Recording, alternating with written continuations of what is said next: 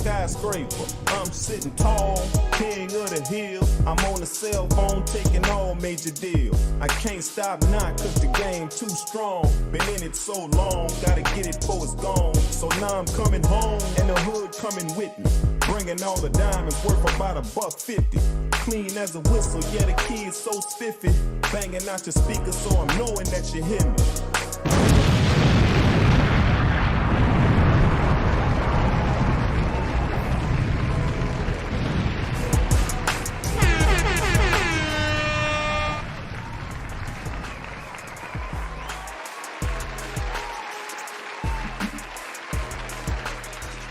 What's up, people? What's happening? What's happening? What's happening? What's going on, my people?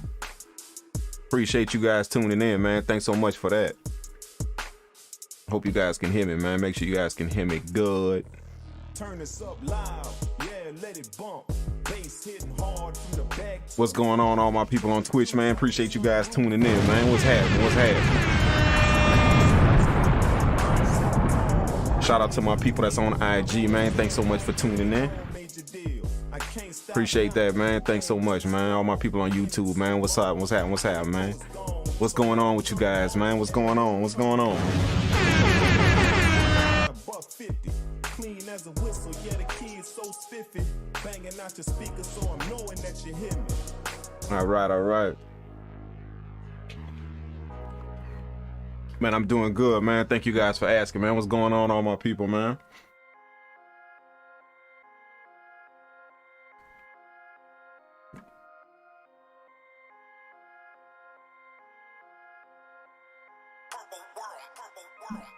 What's happening, my people on YouTube, my people on IG, my people on Twitch, man? What's going down? Shout out to Mike Elliott, man. Appreciate you tuning in. Shout out to White Boy Godzilla. Who else we got, man? Paul Mac SF, J Mac the Hustler, Godson 30. Who else we got? We got Lionel Thomas, man. Make sure y'all drop me a message in the chat, man, so I can shout y'all out real quick, man. Lionel Thomas, appreciate you tuning in. We got Claudio in the house, man. What's happening, big dog? Anderson Banks Jr., appreciate you tuning in, man. We got a few, man. We got a few. What's happening, Universal? Appreciate you, man. Thanks for tuning in.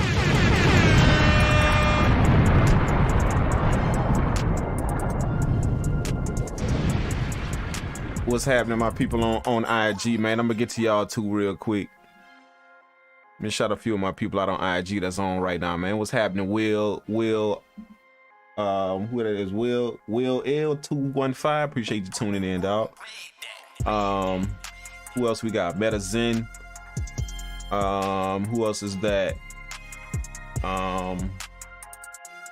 Marlon VP 92. And we got, I can't see the last one. Who is that? That's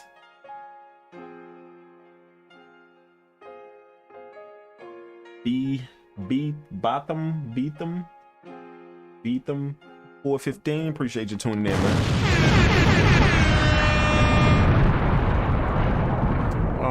What Lionel Thomas asks, how's the 2.1 cooking going? I didn't download 2.1 just yet, man. I didn't get it just yet. What I do,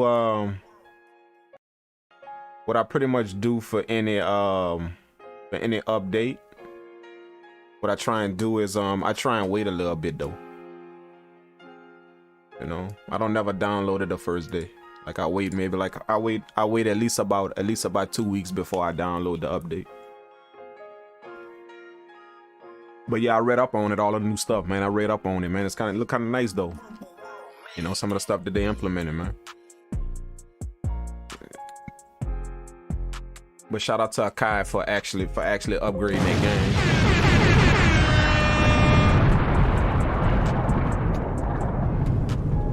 I'm gonna be honest with you, the only thing I'm ready for Akai to drop right now is that the arrangement mode, man, the arrangement view that they got in Akai Force. I'm waiting for them to bring that to the MPC, man, to the MPC software. That'll be nice, man. You know, how many of y'all actually arrange in the, let me ask y'all that, man. How many of y'all actually arrange in the MPC software? I know y'all see me arrange in Reaper. I arrange in a different DAW when I'm finished cooking up the beat. But how many of y'all actually arrange in MPC Software, or do most of y'all arrange in a DAW? Let me know. Let me know in the comments if that's what you do.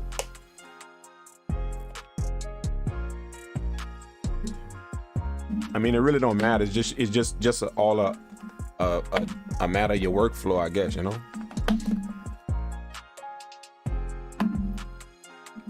But that's what I do, man. That's what I do. I got ice on my fruit, on my veggies.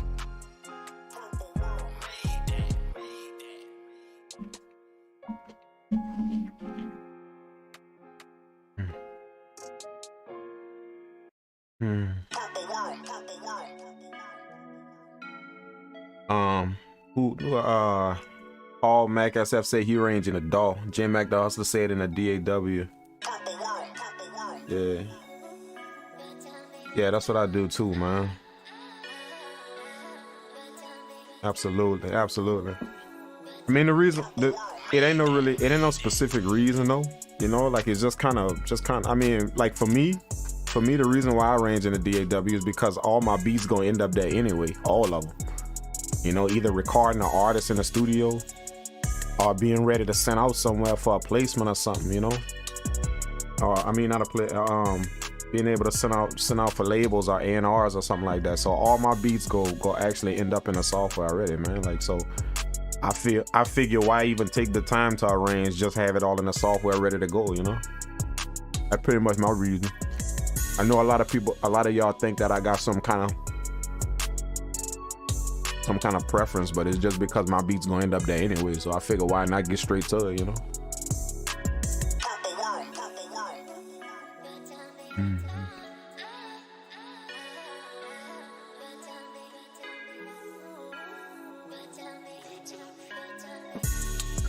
What's happening? Shout out to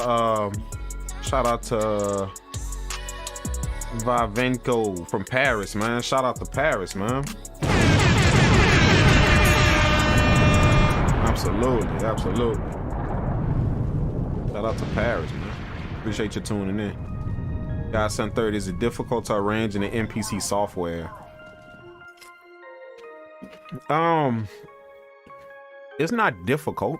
I mean, it's not difficult. It's difficult if you don't know how to do it. Then it's difficult. Like with anything in the MPC software, it's difficult if you don't really know how to do it. You know, but I know some people that arrange in it real quick, you know? Like I watch some dudes cook up and they arrange in it real quick because they know how to do it. They've been doing it, so it's part of their workflow.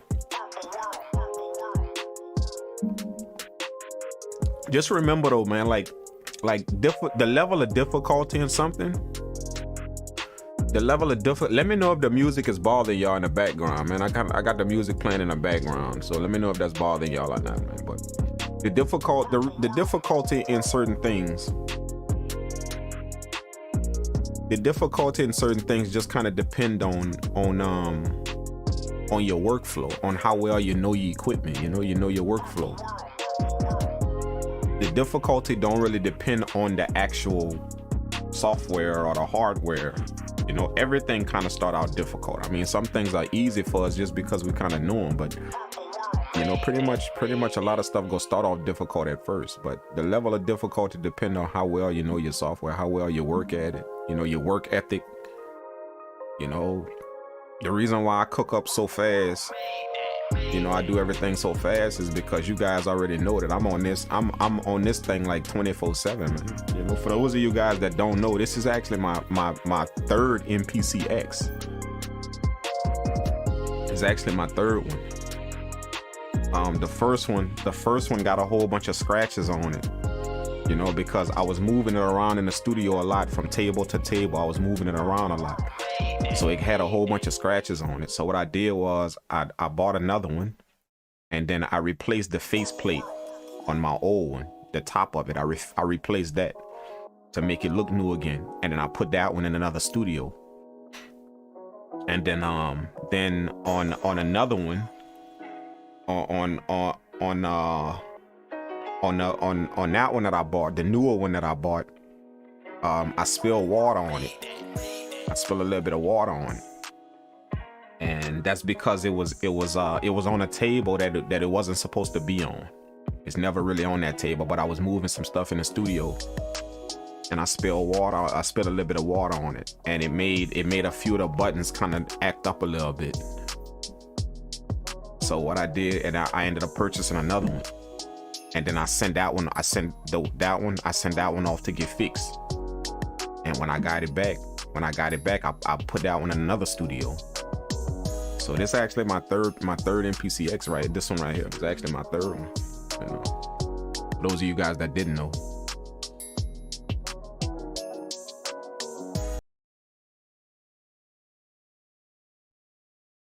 Thank God, where's this? I lost it. I knew I should have saved it, but there was the sound that I ran across in here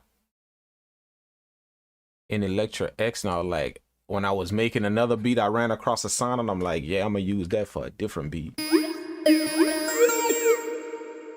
I think that's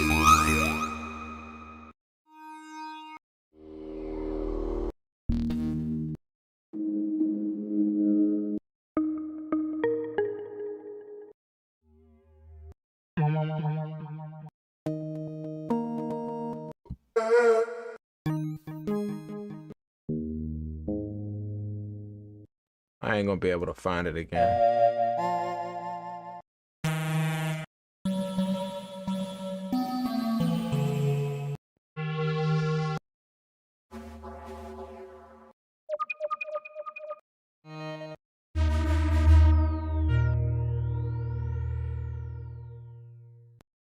I ain't gonna be. Ooh, wait a minute. This look familiar. Wait a minute. I might be able to find it. Hold up.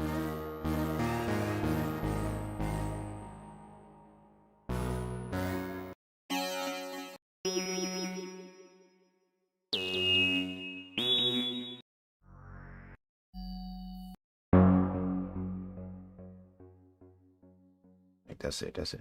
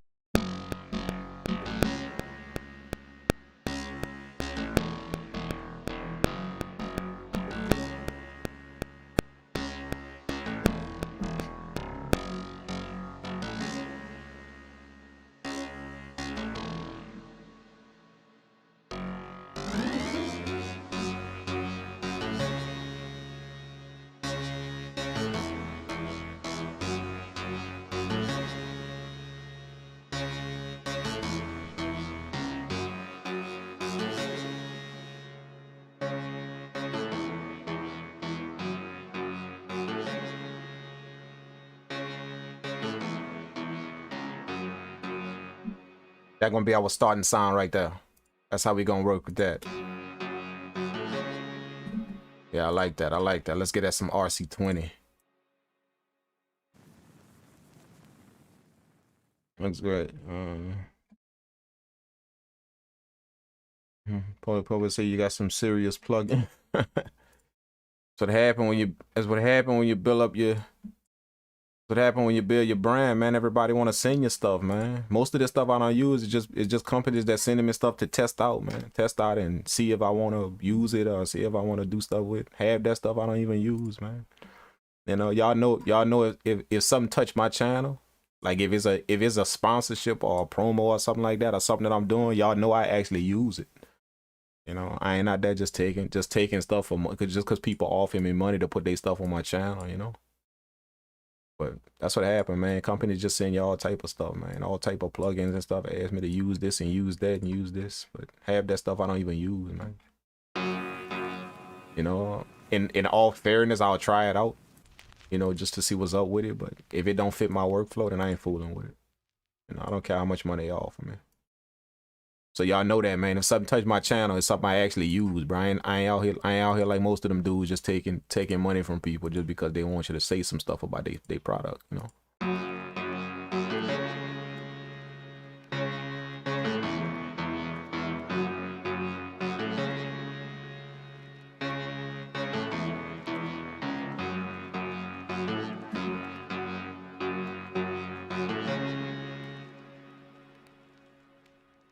Yeah, I think that's gonna work with the first track. I think I gonna work with the first track.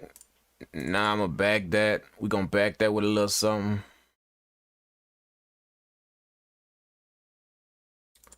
We're gonna back that with a little something.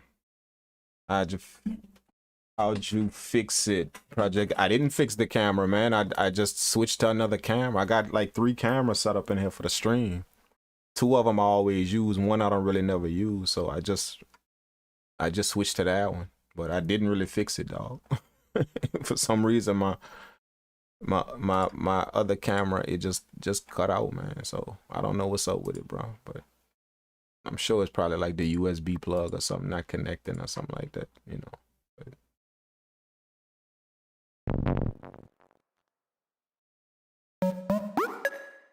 That's the only thing I don't like about live streaming, cause you know, if something go wrong, bro, then it's just you just gotta kind of roll with it. So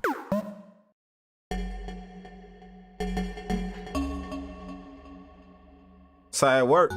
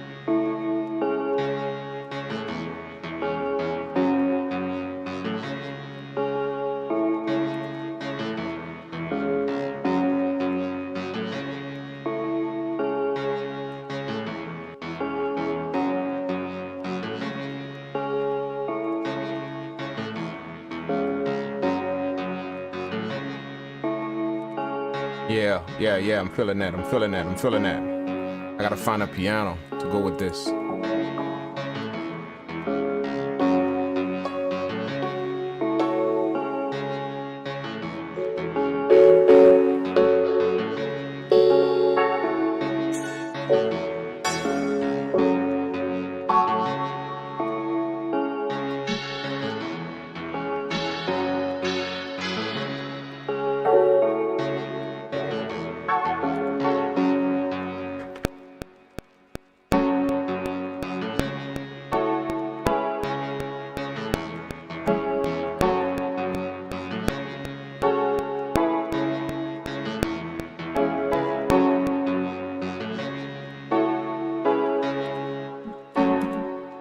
Let's take these notes, shift them down. Ooh, that's it. That's it. Y'all saw how that fit right when I shift them down.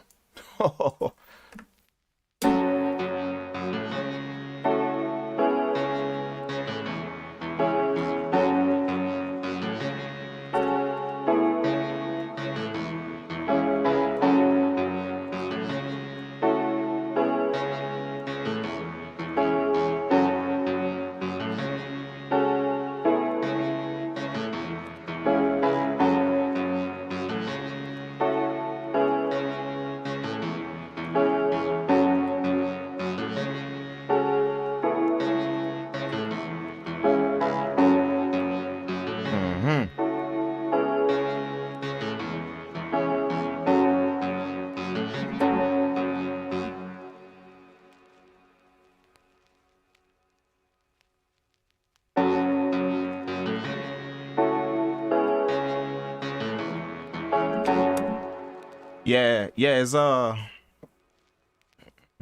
yeah, Paul Mac SF. Paul Mac says live streaming is like a live broadcast. Yeah, man, it's true, bro. Just gotta kind of go with it, man. You know. What I'm starting to understand about live streaming is the less shame you have, that's the more you go do good. You know, if you want to live stream trying to worry about, you know, what you look like and you know what you just said, you know, like you can't have no shame on a live stream, dude. Like, you know, just let it rip. You know what I'm saying? Just be you, dude. Just let it rip. You know, if people don't vibe with that, then you know. So, white boy Godzilla say, I'm learning it's easy to start with the melody. Yeah, I start with melodies first because the melody kind of predict how my drums gonna go. I don't like, to me, I remember I went over this like a while back on a live stream. I went over this on a live stream before. Like, for me, when I start off with drums is too much in the box. You know, like what I mean by in the box is like drums confine me.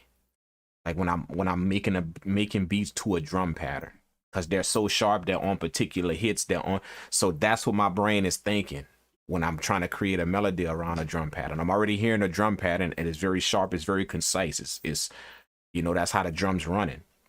They hitting on specific places. So it's hard for my mind to think outside the box when I'm creating to a drum pattern. I stay within the realm of the drums because the drums is what's directing the whole beat. But if I start off with melodies, it's easy for my mind to be broad and like I'll try all kind of crazy stuff. So that's why I like to start off with melodies. To me, starting off with melodies kind of released me from that box. You know, it allowed me to have a lot of freedom in my head to make stuff, do all kind of crazy stuff, and then I come back and make the drums fit around what I just did with the melody. You know, that's just my kind of way of looking at it. You know, like drums just keep me in a certain box. It's keep me in a certain page. And a lot of people create to a drum pattern because they have to have that rhythm already in order to create. You know, but I was the same way as well when I first started making beats. I would make beats to a drum pattern. I would come up with a drum pattern and then design melodies around that drum pattern because it's easier to follow a drum pattern. That's the reason why you have a click in the MPC software. It's easy to follow that click. That click is just one hit, you know, every 4 counts. But a drum pattern is giving you multiple hits, but it's still that same rhythm that a click has. So that's why people create to a drum pattern, because it's easier to follow. And I used to do that. But then I started realizing that my beats wasn't taking no different turns and twists. You know, every now and again I make something that was just a different type of sounding crazy thing. I would make that, but every now and again I would do that. But it was because my mind was just focused on just that box that the drum pattern put me in. So my melody stayed within that box. You know, so those of you guys that create off a drum pattern, you know, I encourage you guys to start trying to create melodies first, man. You're gonna notice that it start releasing your mind from the realm of that drum pattern that you created. You know, you can now start doing all kind of crazy stuff with your melodies before you actually lay down a drum pattern.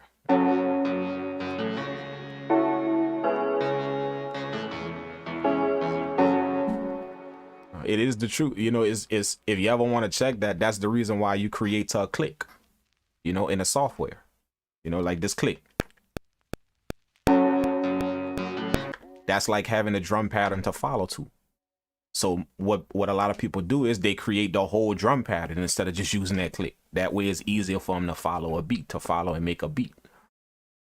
You know, but it's just like this click that I'm using, this click right here. That click, I'm staying within the realm of that click. That's how this beat is being made. So the more drums that I put in there before the melody is made, that's the more I'm confining myself to that pattern. So now when it's ready for me to drop a melody, I'm just confined within that drum pattern to make a melody. You know, like with just this click that I'm following, I'm following a drum sound. This click is a drum sound. I'm following a drum sound, but I'm not boxing myself all the way in because I'm just following one little click, pat, pat, one little click. If you make a whole bunch of clicks, which is a drum pattern, if you make a whole bunch of clicks first, then that's the more you kind of start confining yourself to the inside of that drum pattern. Now you can't let your mind go crazy. Even though you want to do some crazy stuff, your mind just kind of stuck within the realm of that drum pattern that you made. If that sound, I mean, I don't know if y'all understood that. If that makes sense, you know. But that's just how I look at it. You know, that's just how my view of it is. That's why I don't really start with drums first. I like my mind to be open to whatever the hell a melody gonna do, you know. I have it work. And it works, you know.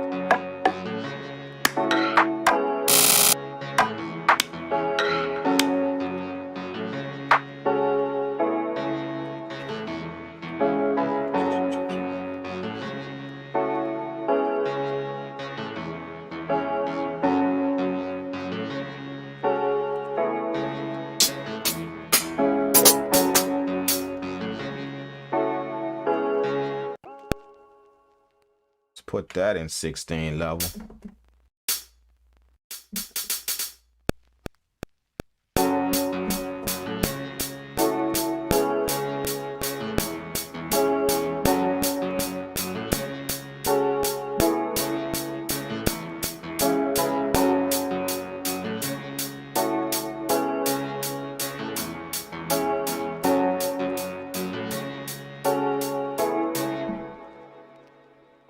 Let's see if that's gonna go good with some delay sync on.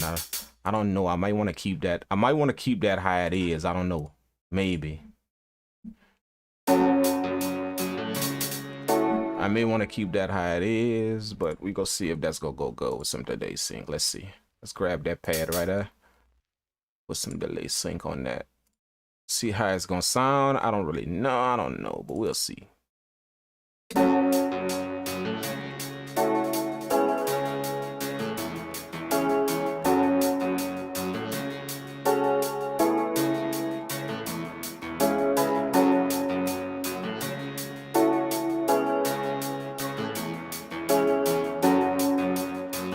Yeah, that delay sync kind of give it a nice little feel. I like that. See what I'm saying? Now, this is a good example of what I mean by picture drums. All right, now check this out. Let me show y'all this real quick. You know, now this sound all right.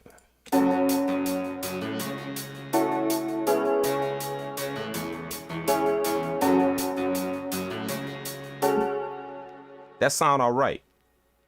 You know, but then like with the delay sync, like if I take the delay sync off, then this sound even better. You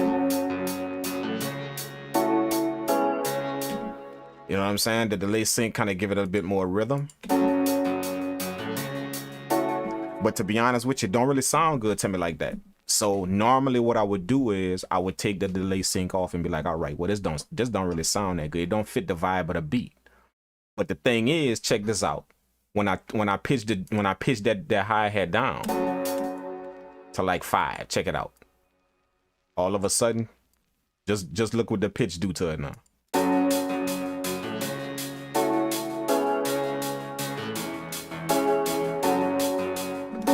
With the delay sync, it sound amazing now. Now when I put it back in, when I put it back to the regular pitch, that That sound too dry. Even though the hi-hat sound fit in the beat, it just sound too dry. You know, but I lowered the pitch down of the hi-hat. All of a sudden, she blend in nice.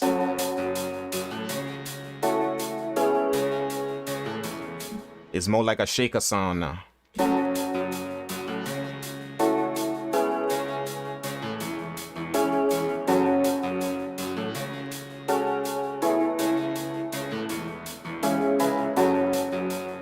You know what I'm saying? Back to the regular hi-hat.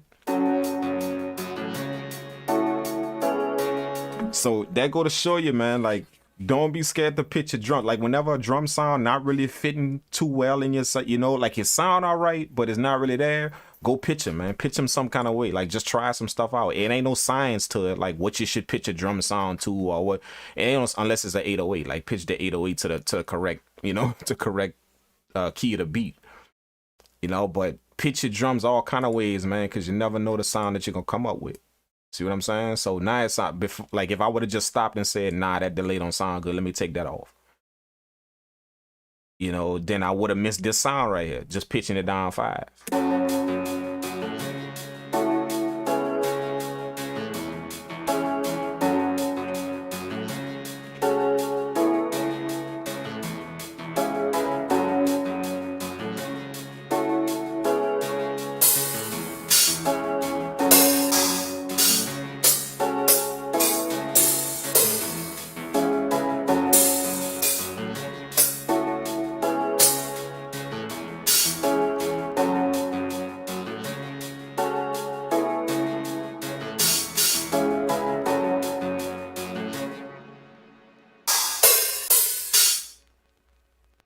I need an open hi-hat. I need an open hi-hat. Let's do the crash and the O. That's good.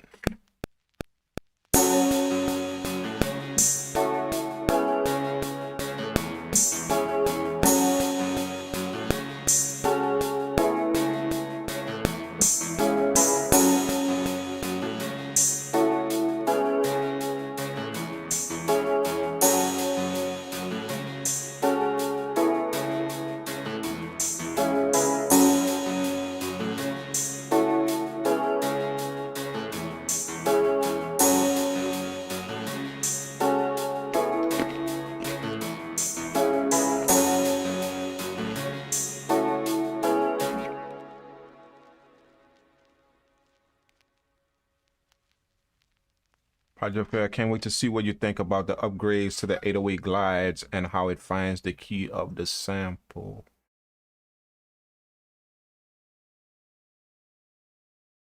Can't wait to see what you think about the upgrades to the 808 glides and how it finds the key of the sample. That's good. That's good if you have trouble finding the key of the sample. I don't really have trouble finding the key of the sample. I've been doing this so long I can kind of hear it, you know. I mean, I don't have perfect pitch to where I can hum a, you know, hear a note and be like, yeah, that's an A or that. I don't have perfect pitch like that. But I just been doing this so long that when I hear a few notes in a song, then I'm able to pick out, you know, like where the D at and where the A at and where the, you know, and once I get a few of them, then I know, okay, that's a G sharp minor scale. That's a C major scale. I'm able to pick it out once I get a few, once I hear a few of the notes in a song. You know, that's just how I do it. You know, I'm just able to kind of pick it up by ear. You know? If I have trouble, then you know, then I'll match it to something else that I know. Like I know what a D is. I know, like, they got certain notes that I know. Like when I hear it, I know. So I know what a D is. When I press a D on my keyboard, I know what that note is. D and A, I know. You know, like when I hear them in sounds, I know, okay, that's a D, that's A. I know that. You know, so I just kind of like sharpen my mind to pick out them two notes all the time, anytime I hear them, anywhere. You know.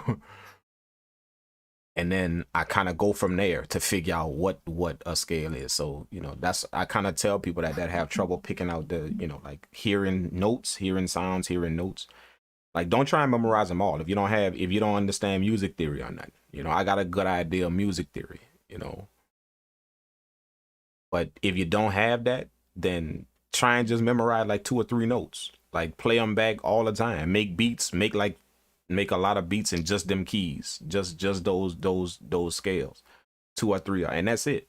You know, and then you'll be able, once you learn that, them 2 or 3 notes, and you learn how to identify them, then you can go from there to figure out what the rest of everything is. You can go from there. You know, that's the easy way, which is how they teach it. Which is how they teach. That's how I was taught. Like, you know, for, you know, a long time ago when I took piano lesson, that's how they taught me to identify the notes. They make you identify one, which is obviously the middle C.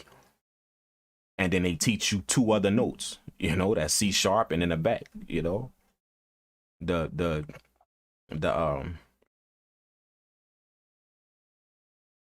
G flat. They teach you them 2 notes. That way you can go back 1 and up 1 from C, from that middle C. And once you learn them 3 notes, you can find everything else, or you start to find everything else that's in there. You start to find an A, the B. So that's how they kind of teach in it. So that's what I tell people. If you don't understand music theory, man, just learn like 2 or 3 notes, like your favorite notes on a piece. Just play with a piano, and, you know, by using your ear, pick your favorite 3 notes that you like, that just sound good to you, and learn those notes, learn what they are. And once you learn what they are, you know, you're gonna be able to find all the rest of them, you know, to be able to kind of match stuff with samples and all that type of stuff. You know, all it is just different pitches. That's all it is. Just different pitches.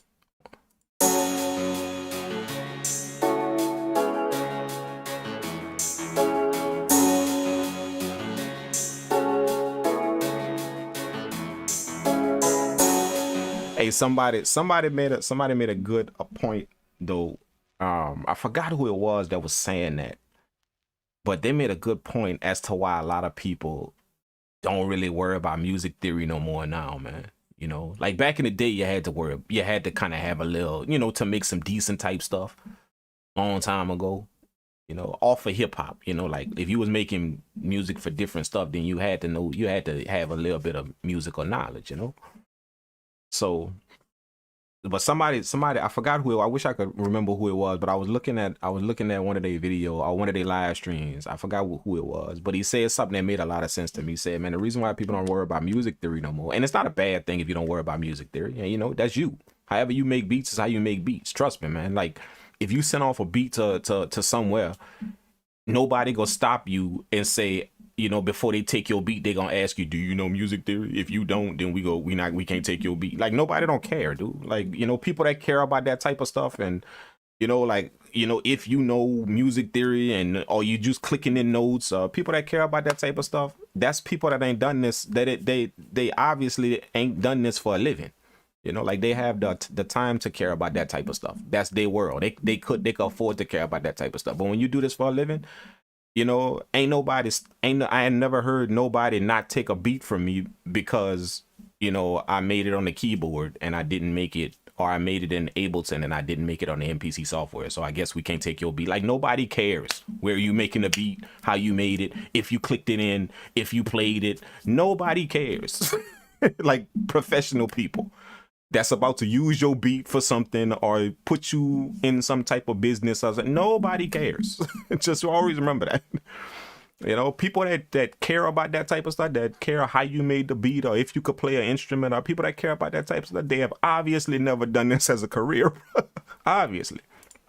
You know, they may have made a little bit of money off music. They may have, you know, and they may value that craft. And that's good if you have that type of value for your craft, that you want to learn a musical instrument and you want to do that. I treat music the same way.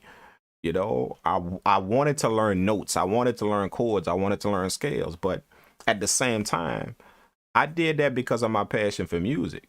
You know, that's part of the game if you're in music. I didn't do that because that's needed to make beats. No, you know, it's not.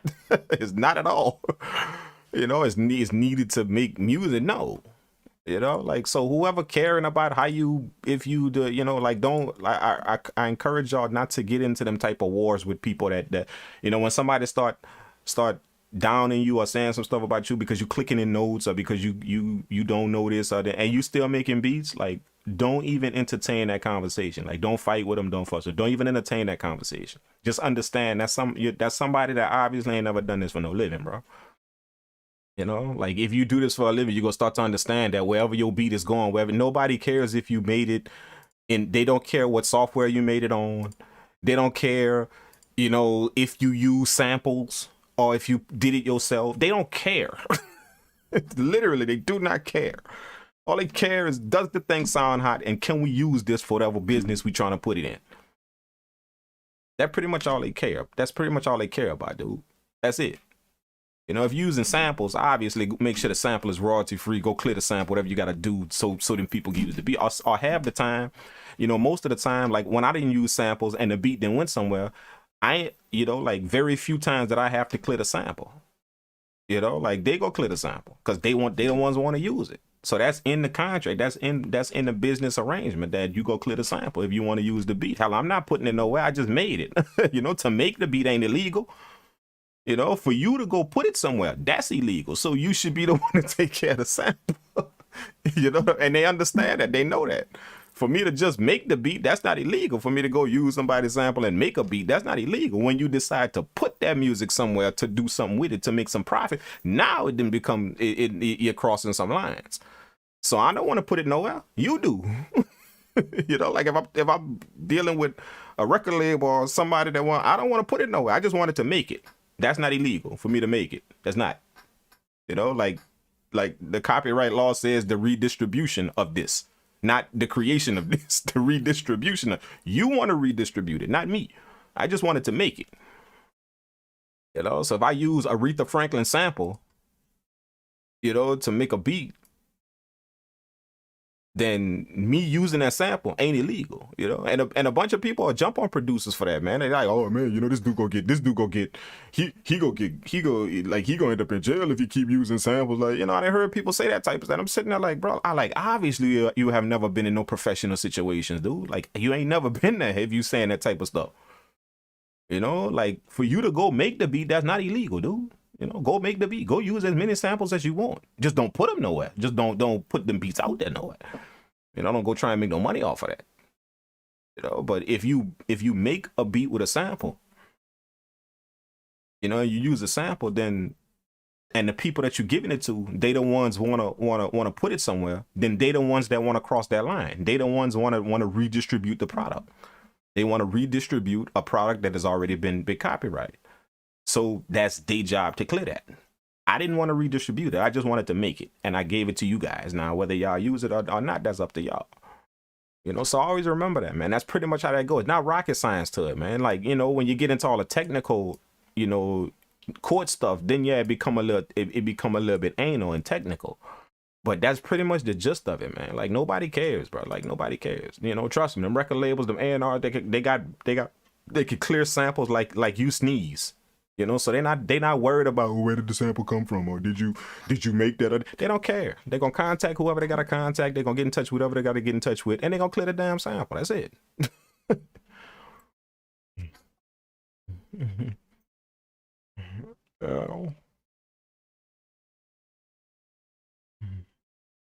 Their mute.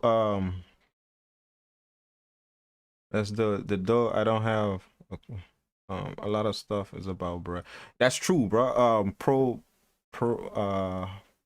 Program project. That's true, man. It's like bragging rights, man. People like to brag about if they can play or if they can do this or if they can do that. You know, me, if you gonna brag, then if you go brag about your stuff, you know, like I know most people say, nah, man, don't brag or be humble and whatever, you know, but you know, bragging is part of the game.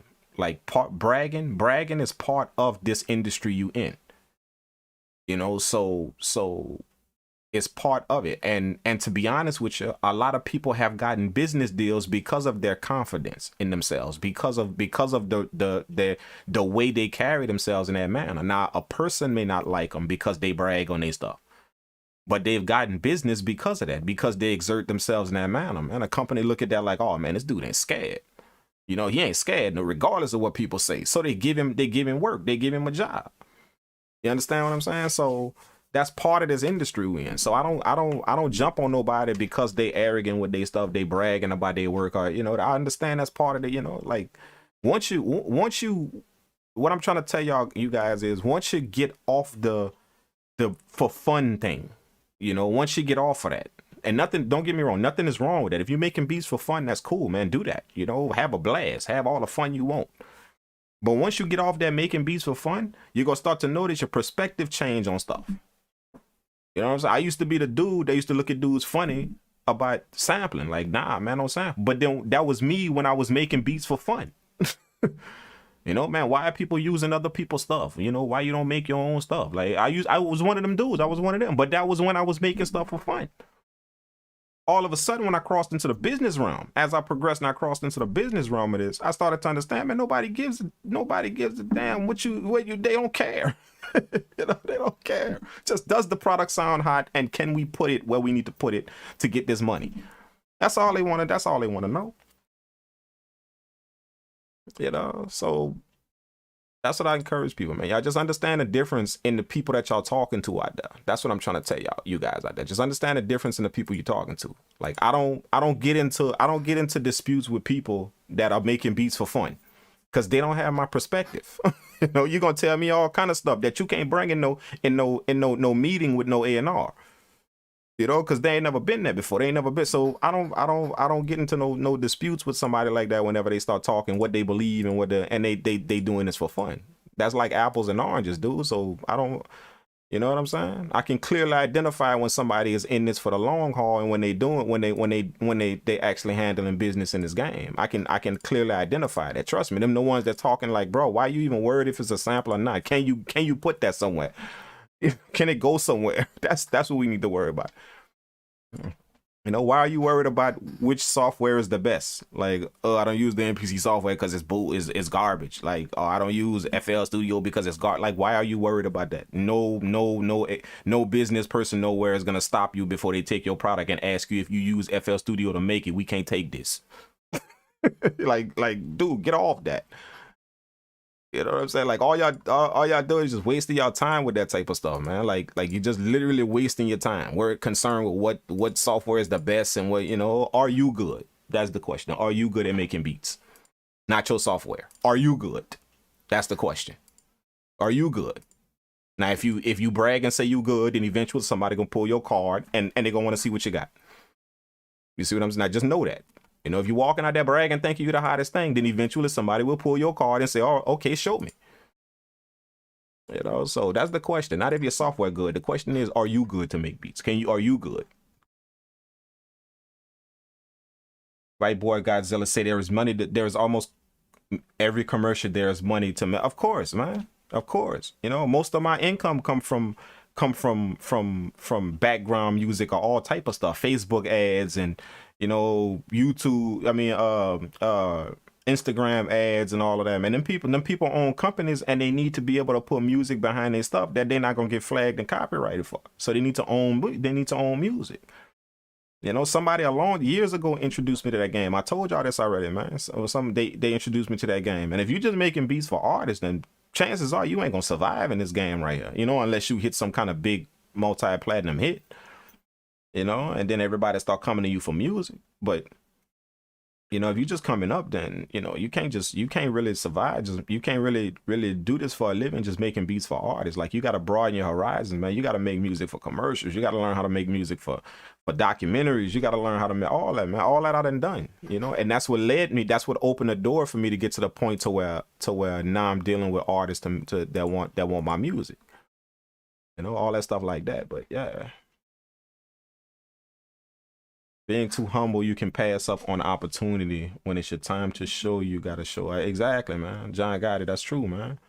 You know, like, be humble. Absolutely, be humble about your craft, man. You know, but if somebody tests you, and you know you got what it take, then don't be scared to show what you got, man. You know, don't ever think that's bragging. If somebody pull your card, you know, and you got what it takes. You know, like, I don't walk around saying I'm the hottest beat maker, but if somebody walk in the studio and tell me, oh man, it's, you know, man, you probably don't know how to do this, you know, like, I ain't gonna let nobody test me like that. You know what I'm saying? Because I know I got a hot sound. Now, somebody might call that bragging, because I know I got a hot sound. But, you know, if I didn't have a hot sound, then I would still be where I was, you know, 5, 6, 7 years ago. I would still be there. So apparently something gotta be on point about my sound. You know what I'm saying? So, you know, if you want to call that bragging or me being arrogant, then that's you. You know, I move humble with what I do, and I don't walk around there, you know, making people believe that I got the best thing on the market. But if somebody step up and test me, then I'm definitely gonna show you what I got. You know, I'm all that humbleness gonna take a back seat. You know, I'm gonna show you what I got, definitely. I'm gonna show the person, and I'm gonna show myself all the years that I put into this craft. Like when somebody step up and want me to do something, I'm gonna show them that all the years I put into this craft, that's all gonna come out of me. And if you in the way, then chances are you might get rolled over, you know, when all that come out. But I don't, you know, like basically, you know, make sure that you're humble in this game, but don't ever let nobody test you. If you know you got a hot sound, if you know you where you at for a reason, then don't let nobody test you, man. Like always show up and do what you gotta do. Like my man say, be ready to show up.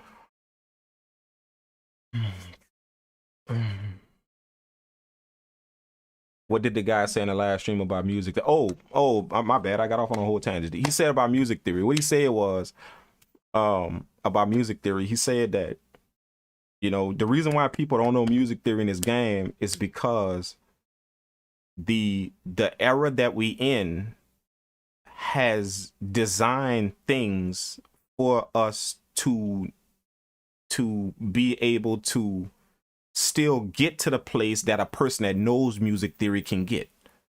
That's what you have to understand. And I never looked at it in that manner, you know, like the things that's being designed for us right now, you know, MIDI grids and you know,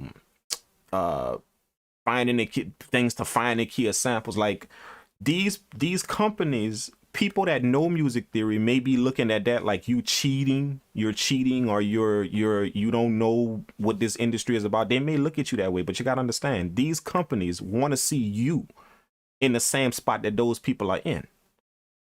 They don't want you to miss out on the stuff in life because you don't know music theory. No, we're going to make some stuff to where you can actually still get your stuff placed and get your stuff in the spot that those people are in that do know music theory.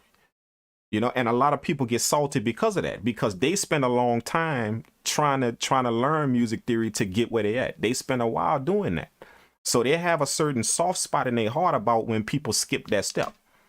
So you got to always understand that, man. You know, when somebody talking to you and telling you about why you don't know music theory, or, you know, understand that that's a person that got a soft spot in their heart for that because of the work that they put in. And now here these companies come and giving you the opportunity to be where they at without knowing music theory. They giving you the opportunity to do that. They don't like that too much. So I don't get into no battles with people that's like that. I wouldn't if I was you, you know. Don't get into no battles with people like that, because you got to respect the fact that they just got a soft spot for how much work they put in the game. They got a soft spot in them about that. That now you can, basically what they're telling you is, I'm kind of agged because you can now get to the spot that I'm in and you didn't have to put in the work that I put in. These companies made it easy for you to do that. That's what they're telling you. You got the opportunity to now be in the spot that I'm in, you know, and that's cool if they want to feel that way. But the only problem is, you know, like computers did the same thing. We not still using a DOS computer. We not still using flip phones. Like the whole entire makeup is to elevate. And businesses understand that when you elevate, part of elevation is to now shave off the things that you don't need to make it simple, quick, efficient. That's what makes money. Businesses know that. So they're going to make it simple, quick, and efficient for you to now know music theory. Boom. You know it now. All you got to do is follow this MIDI grid, follow this, follow that, and you can still make the same music. You know, so at the same time, those people that have that soft spot have to understand that that's the way of the world you in. You know, eventually it's gonna update to where nobody needs to sit down in front of a piano for hours at a time. Nobody needs to do that no more, dude. Like, we don't need to do that. If I want to make music, I don't need to do that. You know, they gonna start to understand that.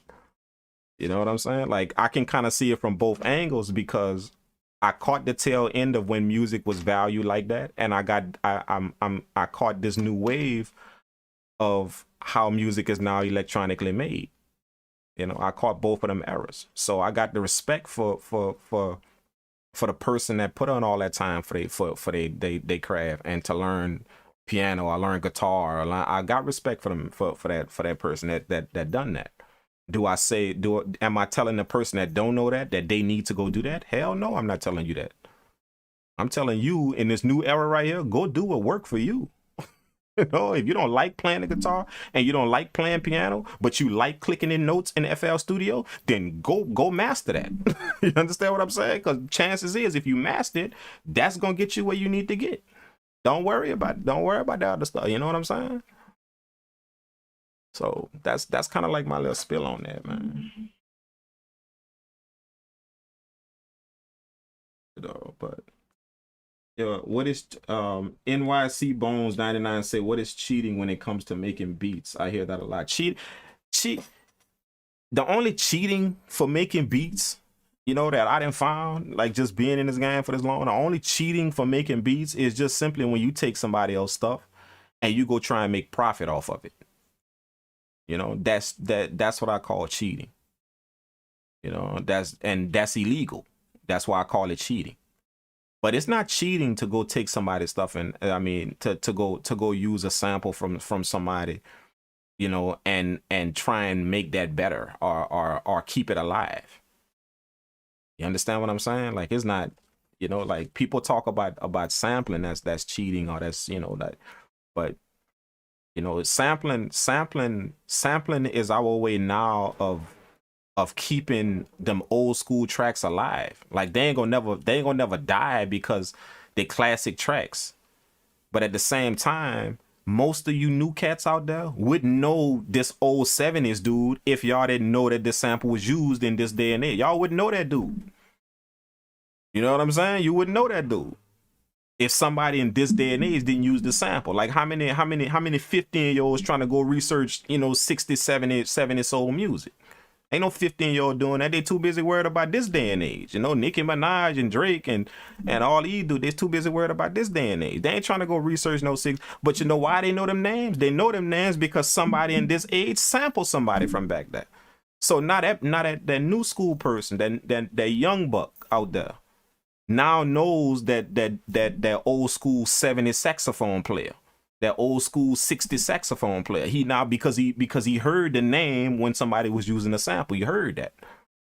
So it's kind of like keeping the culture alive, man. You know, so don't never downsampling, man. You know, like that's not, you know, ain't nobody trying to rip nobody off or nobody, you know, it's part of the musical culture, man. It's keeping everything alive, bro. Keeping everything running.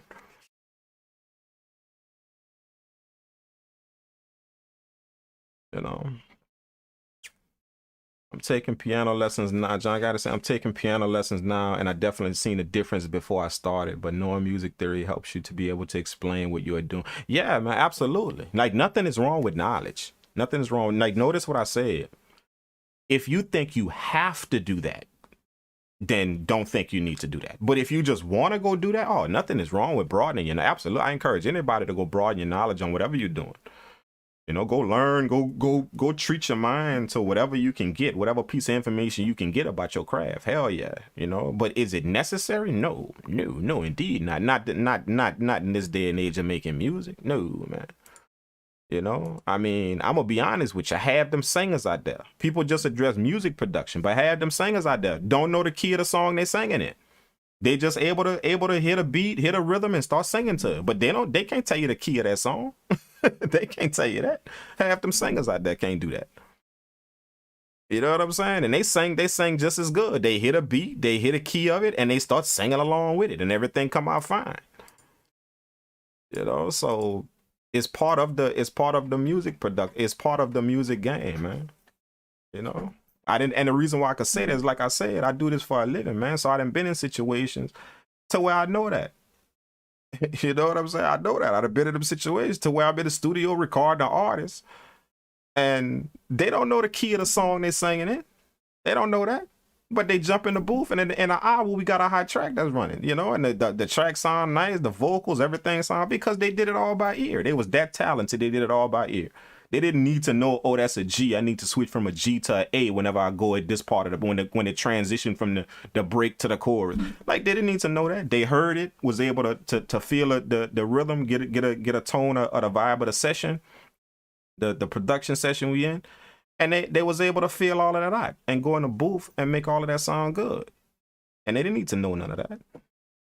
You know, so that's you know, like all that doing is just waste time, man. Like when people concern themselves with that type of stuff, man. And they got so many people out there that's concerned with that. If they was concerned more about the progress of their craft, if they was more concerned about that and less concerned about how other people are doing what they're doing, then they would be 10 times ahead of in the game than where they are. But the problem is, the reason why they not where they at and why they watching people go past them is because they are too concerned with how you did it than being concerned with how they're doing it. You see what I'm saying? I don't care how you made your beat. I don't care. I give two rats asses how you made your beat. I don't care where you made it, what you made it in, if you used the sample, if you didn't, if you played it by ear. I don't really care. You know what I'm saying? I don't have that time to dissect your music and figure out how you made your beat just so I could point fingers at you. I don't have that type of time, man. The reason why I don't have that type of time is because I'm too busy perfecting my sound. You know, people that had that type of time to dissect your stuff, to figure out what you did with it, and if you cheated or if you did, obviously them people got the time to do that. And if you're perfecting your craft, then you don't have the time to do that, man. I don't have the time to dissect somebody beat and figure out if they use, you know, what they use to make it, and if they, I don't have that time. And I'm pressing play on it to see if it's hot and see if I can learn something from it, man. Oh man, damn, that 808 that he used made a little double bounce. I like that, man. I'm gonna try that in one of my beats. See, I'm trying to get better. I'm not trying to dissect your beat to figure out what the hell wrong with it. You know, I'm trying to get better with my craft, man. Not figure out who worse with theirs. Like that's a different mentality of thinking, man. So, you know, that's just me telling y'all a few things that can hurt y'all in this game if that's how y'all moving, man. You know, it can put you, like, instead of getting where you're supposed to be in 10 years, it's gonna put you there in 20 just because you're moving that way. I don't wanna wish bad upon somebody and say you ain't gonna never get that. But I'm just saying, if you get that, you stand a better chance of getting that quicker if you understand this type of stuff. Like, don't be worried about that type of stuff. And if you one of them cats that's worried about that type of stuff, then bro, you ain't gonna move in this game not as quick as you want. You not. Because the people that are moving in this game, the reason why they moving is because they don't care about what you care about. They don't care about it. That's why they move.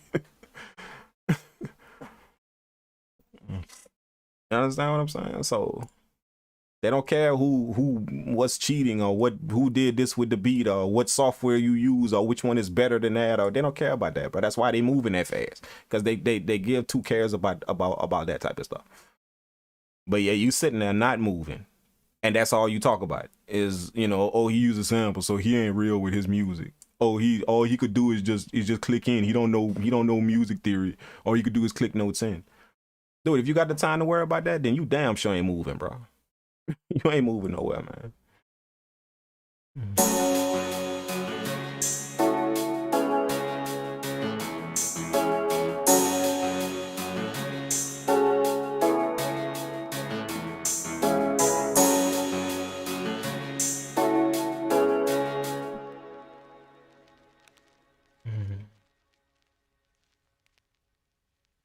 Now, if I was to take these drums out, like if I was to take these drums out right here,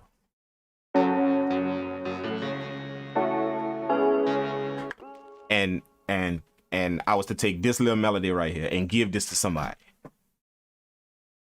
you know, I was to take, let's say I'm one of them people that I rag on everybody for using samples. Now I want y'all to take this in real quick. Just give me 10 seconds of y'all time real quick. Let me show y'all how that mentality changed when somebody ragging on somebody about using samples or that type of stuff. You know, let's say I'm the dude that don't like people that sample. I don't like them type of people, because man, them people don't, they taking other people's music, they using other people's stuff, they not original themselves. Okay, let's say I'm that dude that think like that. All right, I make this melody right here. My boy in the studio with me, he say, man, give me that, render that out and get that to me. I'm gonna bring that back to my studio and I'm gonna get to work on that. You know, and I give him this loop right here.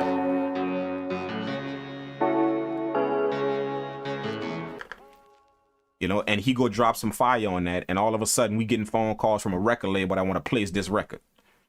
See how my mentality gonna change now? All of a sudden I don't give a damn about somebody sampling. You see what I'm saying? All of a sudden it don't matter now. You see, that's the whole point. You know, the dude just sampled my music, and I'm the person that don't like people. I want people to be original. That's what I want. I want people to be original. Be original. Get your own stuff.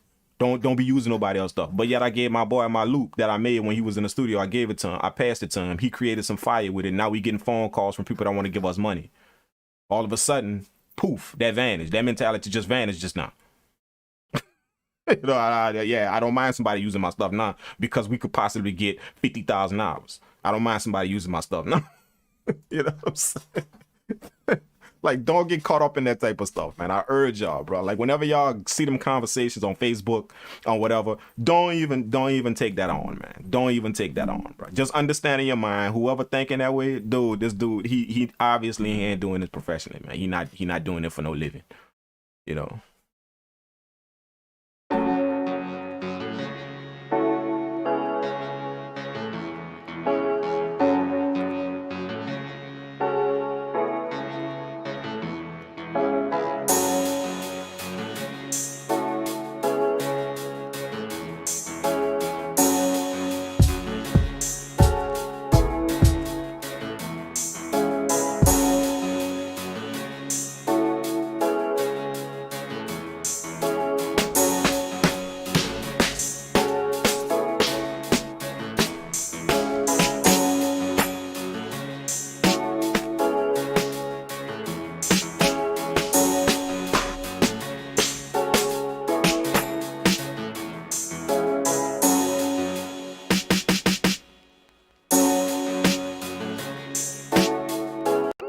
See that that's the tone that I want. That's the tone that I want.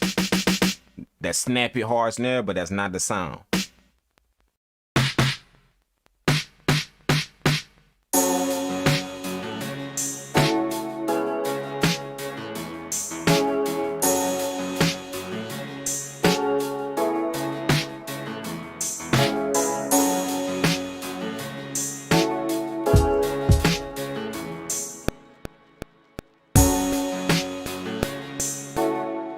Yeah.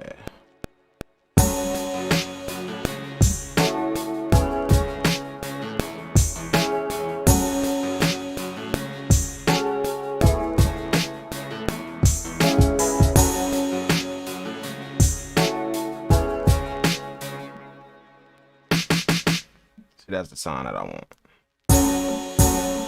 And what I'm gonna do is I'm gonna lay another snare on top of that to give me that snappiness back.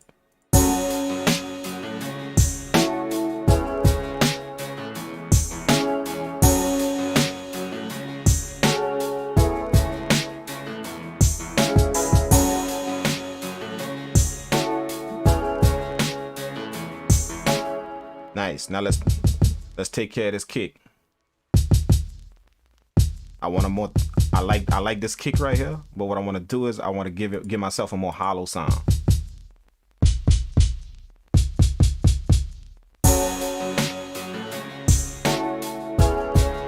There it is. There it is. I pitched it down too. Now I'm gonna lay the kick with another kick.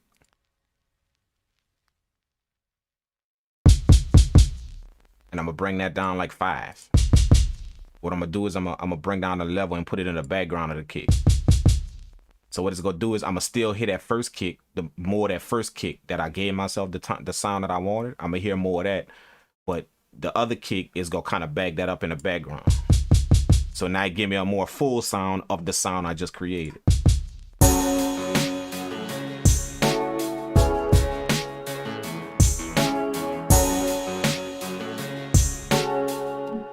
That's crazy, man. That's crazy. It's crazy. It's crazy. Just like that. Just like that. Now, the thing is, that's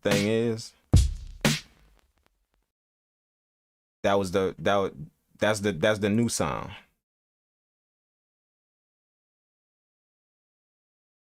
That's the new sound.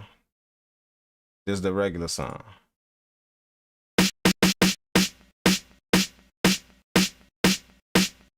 That's the regular sound. That's the regular kick sound. This is the new kick sound. I mean, this is the new snare sound. Look at the difference. Dry, real dry. It's nice and snappy, but it's dry. Now look at the new snare sound. More the authentic feel. This is the kick. Now look at the new kick sound. More thud, more fullness.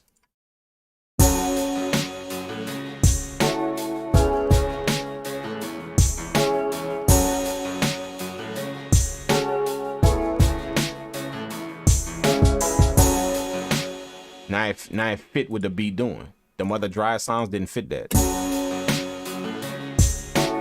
It was now this is what I mean by picking the correct tones. If I didn't have the correct tone in the kick drum and that snare drum, if I didn't have that tone, then I wouldn't have been able to craft this sound like this. I wouldn't have been able to craft it into this. So that's what I mean by make sure you pick the correct tones in your sounds. Make sure you pick those out when you're searching for sounds. Try and hear the tone of what you have going and the tone of what you're trying to pick. If you can find the correct tone, then you can shape the sound very easily into what you want it to sound like. That's the game of sound designing. The game of sound designing is being able to find the correct tones and things so we can now design the sound to make it fit whatever it's supposed to do. But if you don't have that tone, it's going to be very hard for you to fit it. And that's the reason why mixes turn out bad. That's the reason why beats turn out bad, is because 10 of those pianos you could have put in that beat and they all sounded good. 10 of them pianos you chose from, they all sounded good, but only 2 of them had the right tone and you missed it. You couldn't pick up the right tone. So when you got to EQing and mixing and doing all this stuff to the bit, now all of a sudden, oh, something ain't right about the beat. You know, that's the difference between picking tones and picking sounds. As music producers, we pick sounds. You know, we go pick sounds. We forget about picking the tone of a sound, not just the sound. We just looking for stuff that sound good. Oh, this sound good. Let me put this in there. This sound good. Let me put that in there. But quite possibly that's not the right tone that's supposed to be in your beat. Just because that piano sound nice over your beat, that ain't the correct tone that's supposed to be there. And you go hear it at the end of the mix. You go hear it. Or a better ear will hear it.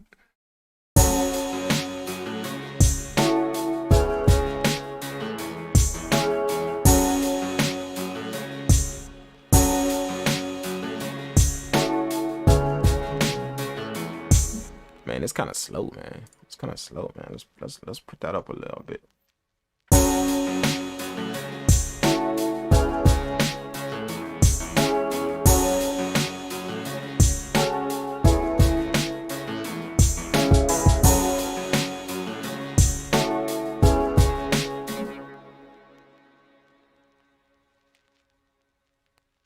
We're gonna switch this back. I'm gonna go ahead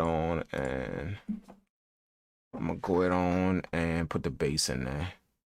I got a bass in Lethal that I heard one time and I want to try it out. It's gonna fit something like this. Where it's at? Nah, that ain't it.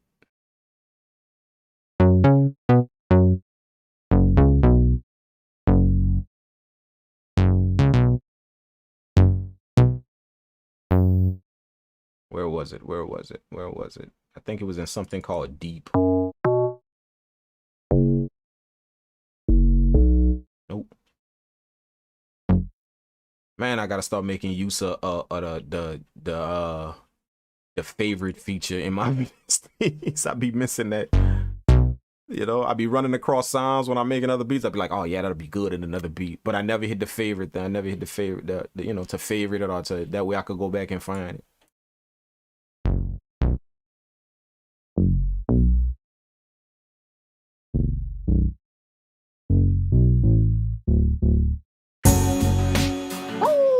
Oh my goodness, that did it.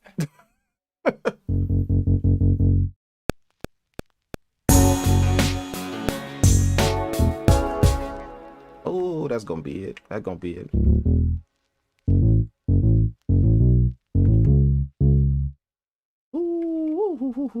Ooh, let me turn off a few of them instruments because let me turn off the drums.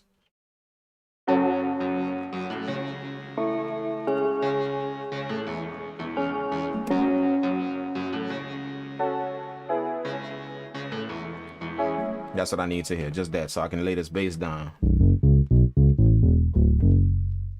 Whenever you can't hear a sound, that's another thing I want to tell you guys. Whenever you can't hear, you know, something that you're trying to fit in, then drop some of your stuff out and like mute a bunch of your stuff. That way you can hear how it fall. You know, like have only the things that sound close to the sound you're trying to put in. Have those things running. See, I muted everything and all I got is just this.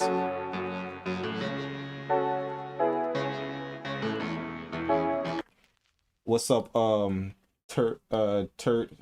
Hanker? Oh, Thinker. I don't know how to say that, man. Third Anchor 8. Third Anchor 8. I don't know how to say that, man. On IG, man. Appreciate you tuning in, dog.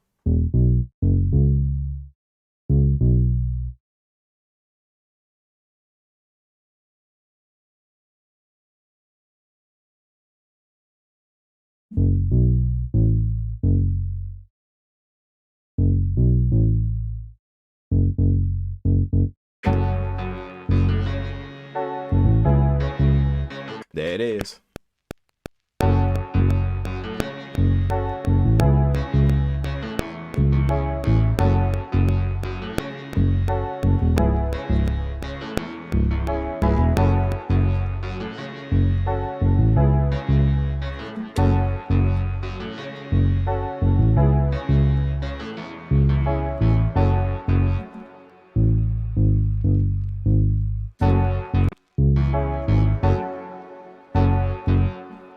Pitch that up.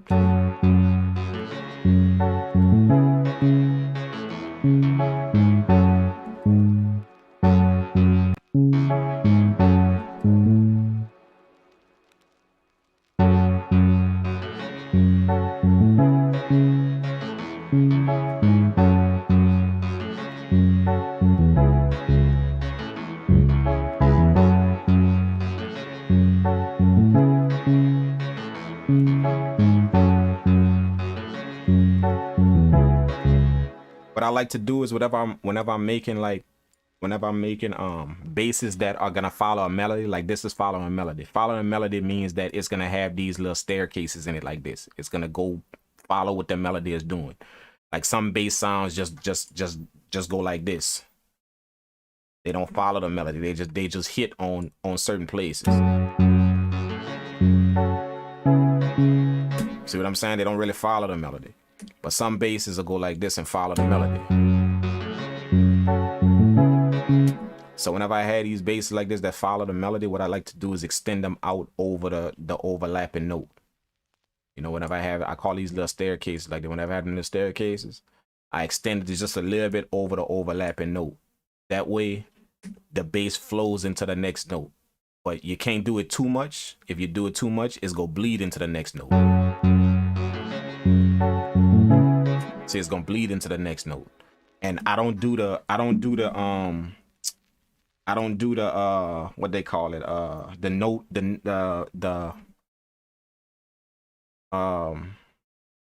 what it's called, shoot, it's the word slipped my mind. I forgot what it's called. What is somebody help me in the chat? What is called whenever two notes don't play at the same time? You know, like if I was to hit one note and then I hit another pad, it cut it off. They got that in the VSTs where you can turn that off. I forgot what they call it. Like not legato. Is it legato? No, legato is when the notes extend to the next note. But I forgot what it's called when you can turn it off. You can turn that off to where notes now will overlap. But they have that in VSTs, and it's something that you could go in there and find. I think Lethal got it to where you could. I think it's somewhere in here. Where is it? Poly. There it is. Mono and poly. My bad. Mono and poly. My bad. All right.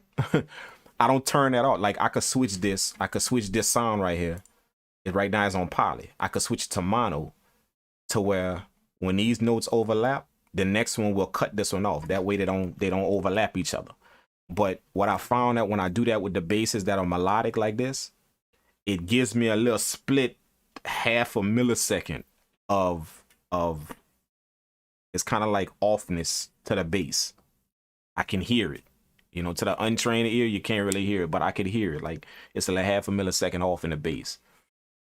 So what I do is, to give me that same feel without the notes overlapping, I keep it to poly. That means two sounds can play at the same time, two notes. But if it's bass, you don't want two notes playing at the same time. It's gonna muddy it up. That's one note. That's two notes. So you don't want two notes playing at the same time. So right here in this part right here, two notes are playing at the same time. So that's why I go it on and that's why I do that. I take the overlap, the notes, and I just overlap them just a little bit. And how I do that is I hold shift. That way I can move this freely. And I just make it overlap just a little bit. Not much. So now I don't have that little millisecond of a gap whenever it fall flush like this. Whenever they fall like this, it don't have that millisecond of a gap. Even though they write on the grid in poly, I mean, if you put it in mono to where two notes don't play at the same time, it's gonna be like a little small skip in between that. So that's why that's just a little trick that I do with my bass. I just overlap them just a little bit. Now the bass sound is fluent. It's almost like it's following a melody.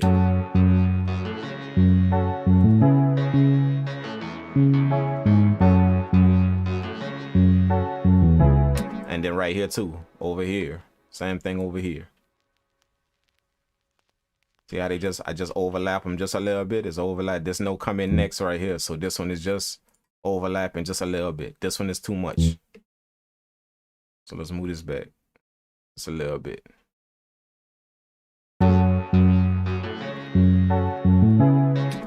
And then right here at the end, see how this one not enough. Over here all the way at the end, it's not enough. I don't know if you guys can see that. You probably can't see that. But I'm gonna go on and extend that out just a little bit to where it overlap just a little bit.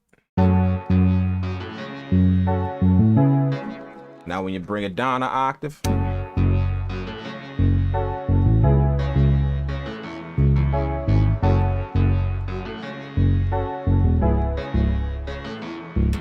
now what I'm gonna do is I'm gonna widen this bass out. The reason why I'm gonna widen it out into the stereo field is because I'm gonna put an 808 behind this to give it a little boom. And I want the 808 to be in mono. I want the bass to be in stereo. So there's just a little mixing knowledge for you guys. The way I'm gonna do that is on the EQ. What a lot of people don't know about the EQ is when you touch one side of the EQ, it will give the impression on your ears that you just touched the other side. That's what a lot of people don't realize about an EQ. So I'm gonna show you what I mean. In the EQ, if I cut off the high end right here, if I cut this, what it did is it gave the impression that the low end just boosted.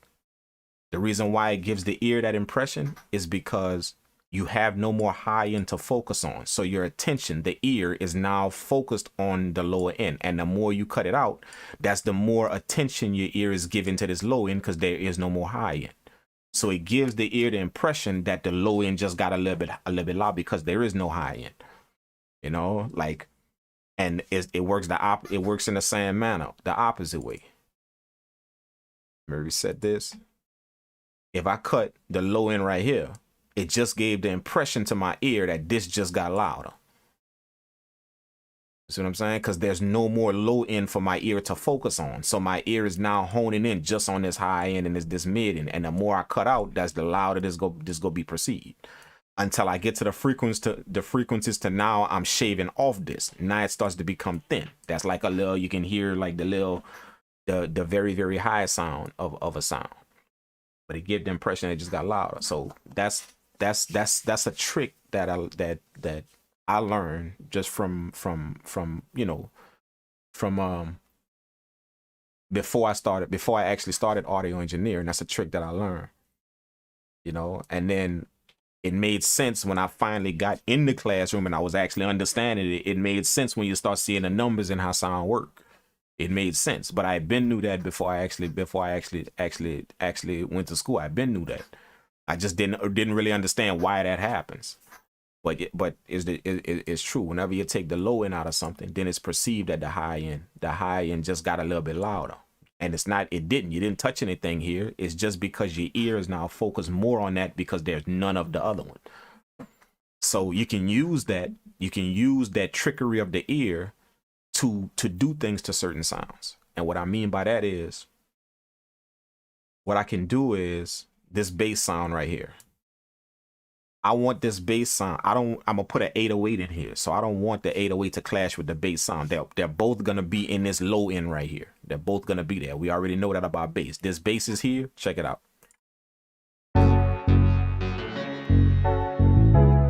So that bass is hanging around right here, and then my 808 gonna be hanging around right here in this same little frequency right here. It's gonna be hanging around right there.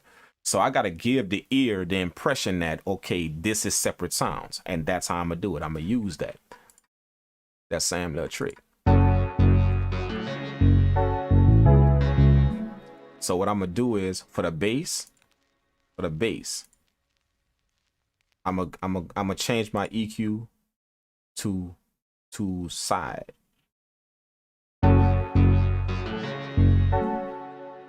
Now that means whatever move I make on this EQ is only affecting the stereo field. Is only affecting that. That's all. You know.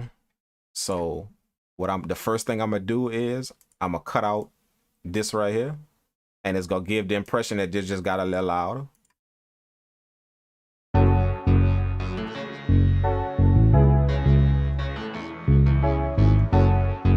But remember, the moves I'm making is just on the sides. It's not affecting the whole entire sound. It's not. It's just affecting the stereo field. In this EQ, that's what happens when you switch your EQ in mid side mode. Mid is the middle of your frequency, the mono of your frequency. Any moves you make in your EQ is just gonna affect that. It's gonna leave the stereo field alone. And that's how this is just some information for you guys on how you could place sounds inside of sounds. You know, like I could place my bass sound inside of my 808. And the reason why I could do that is because I'm going to leave the bass sound in the stereo field and put my 808 up the middle. Now I have an 808, I have a boom up the middle, and I have a bass sound that's surrounded it in the sides of the mix. So that's what I'm doing here. I'm gonna let this, first thing I'm gonna do is cut off the side. Now I'm in sides, which means I'm affecting the stereo field, but I want this to be in stereo. But the reason why I'm cutting this out is because I want to give the impression that this bass just got louder because it has no more high end. Like it just got thick and full because there's no high end information in it. So I want to give that impression first. Now that I gave that impression, what I'm gonna do is I'm gonna take another EQ, put it underneath that, and I'm gonna switch that to mid, which means now it's gonna affect the middle of what I just did.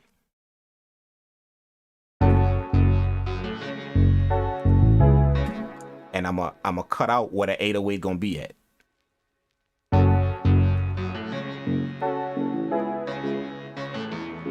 See, this is all of the middle. This is all of the middle of my bass sound gone. But if you notice, you can still hear it on the side. You can still hear the stereo part of it.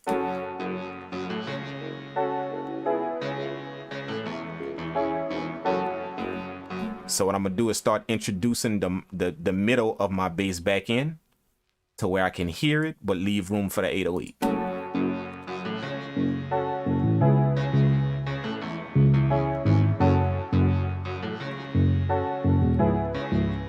All right, now there's my bass sound. Let's put it up a little bit more. There's my bass sound right there. All right, now let's drop the 808 on a different track. I'm gonna go to track 8 and drop the 808 on track 8. Let's grab that. We're gonna grab the 808. Boom. I'm gonna show you how I'm gonna make the 808. I'm gonna make the 808 go more than that. I mean, I'm gonna put the bass sound inside of put the 808 sound inside of the bass sound.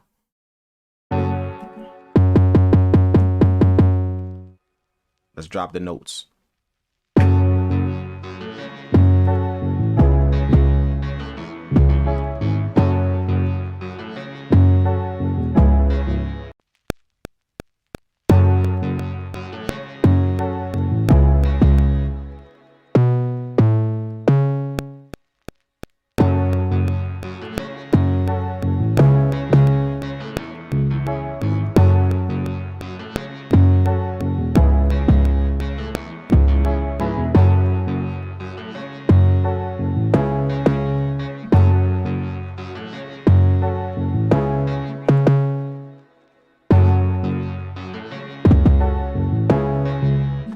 right, now check this out. All right, let's grab our EQ. Boom. Let's do that. Now the 808, we obviously want up the middle in mono. So I'm gonna show y'all how it works with them other EQs that I did, how this works. And maybe y'all can understand this, maybe y'all can't, I don't know. But if y'all got any questions on what y'all saying, just ask me. I'm gonna try and explain it to y'all. All right. So I'm gonna show you what I did. First, this was the first EQ that we did. This one on the top.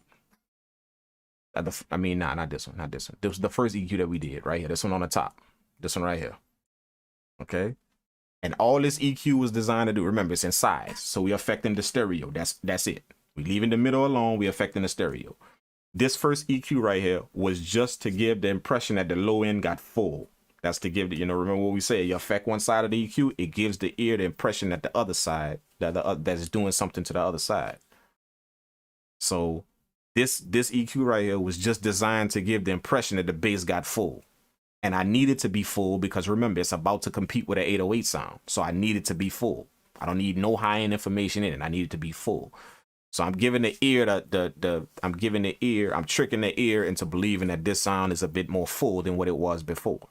That's just the sides. Okay, now. And the reason I did it on just the sides, the reason why I did it on just the stereo field is because I want the middle. I want the stereo field is what I want to be full, to give the ear the idea that the ear is full, because the 808 is going to occupy the middle. I'm going to put the 808 inside because it's in the middle. And then after we did this EQ, then we did this one. This one is what's going to make room for the 808. And remember, we did that in mid. That's up the middle. And the reason why we cut it out of the middle in that EQ in the bass, we cut the middle out, is because now we can place the 808. So all these two EQs did is, one right here gave the impression that the sides of my bass sound is full. This EQ gave the impression right here that the middle is now cleared out for the 808. So basically in theory, what I did is I made the bass sound full on the sides, but cut out the middle of it to leave room for the middle that the 808 is gonna feel.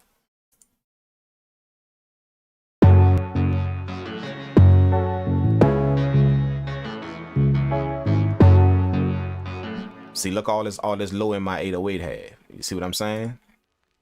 So what I'm gonna now do is I'm gonna take all the sides out of the 808.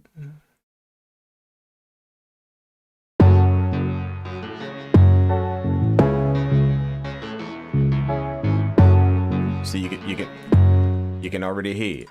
Let's bring the 808 down so we can hear the bass.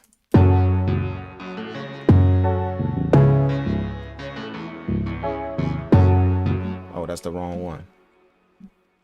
It's the wrong one. We gotta go to the 808. The 808 track is on track 8 right here. So we're gonna highlight all of them, bring them down an octave.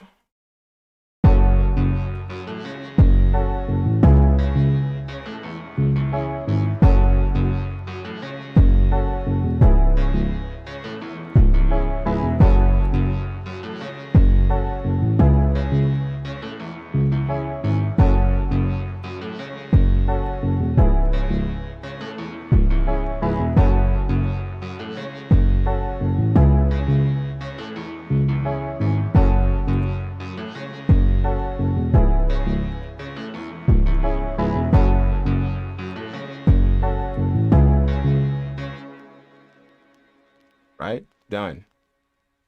Now I'm gonna take now that that's done, I'm gonna take another EQ and put it below the 808, below the other EQ on the 808. I'm gonna take another EQ, and then you guessed it, I'm gonna put that in mid. I'm gonna put that in sides, inside. My bad, in mid. I'm gonna put that in mid,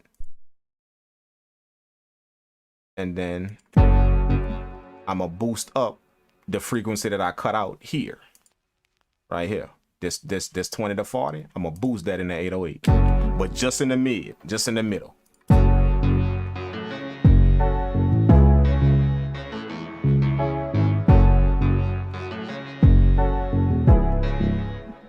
Now look at that. You can hear both sounds hitting. You can hear both sounds hitting. All right, both sounds. Let's mute the instruments. Both the bass and the 808. Check it out.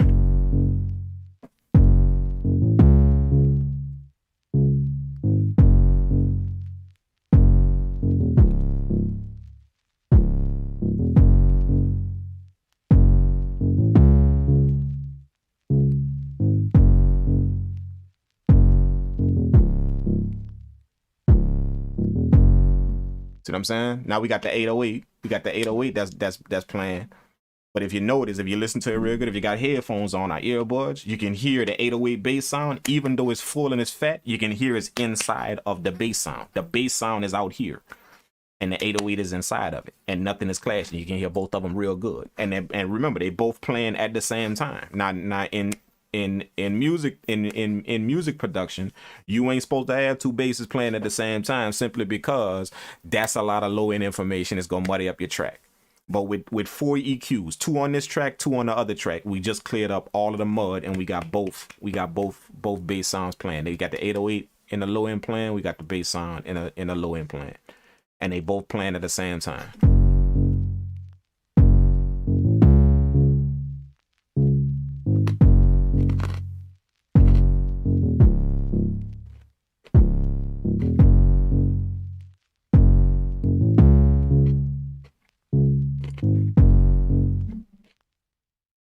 So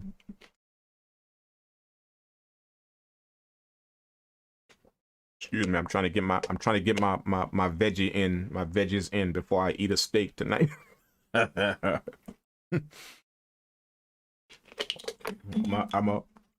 gonna do the healthy thing right now, so later on is on.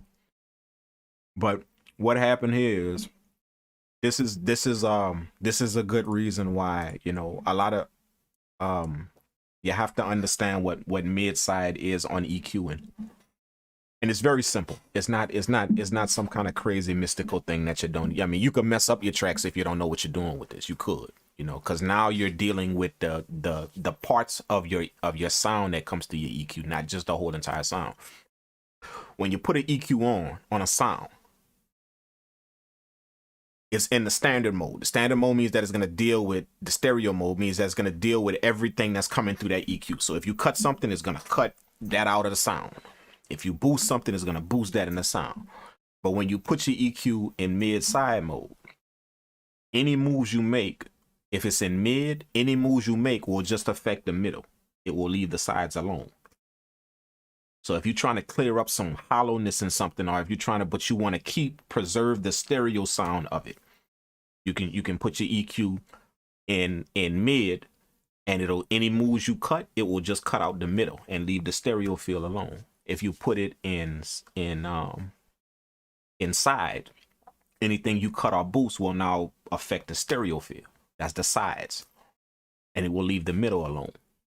So understanding those two things about an EQ will help you to play sounds on top of sounds, inside of sounds, have things running at the same time and still playing.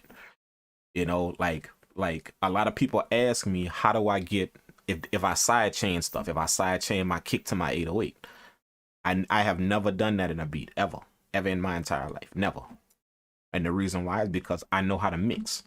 I don't have to have a sound leave when another one comes in. That's what sidechain is. A sound will duck out when the other one comes in. So when your kick hit, or when your 808 hit, it's going to kind of duck the kick out.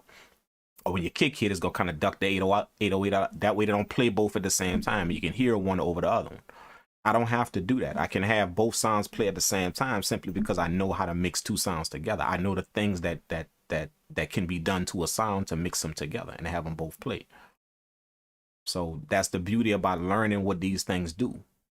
I don't need to sidechain a kick to an 808 or a sidechain. You know, I mean, the only time I use sidechain is if I'm making like some type of dance track or something to where I need that pumping effect. That sidechain works well for that.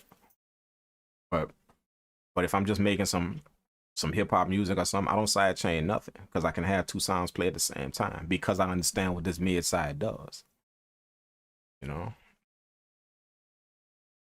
So if you guys didn't understand that, then just feel free to ask some questions. You know, ask questions if you guys don't understand what that is. You know, But that's basically what I did. Both sounds are playing at the same time. Y'all check them out.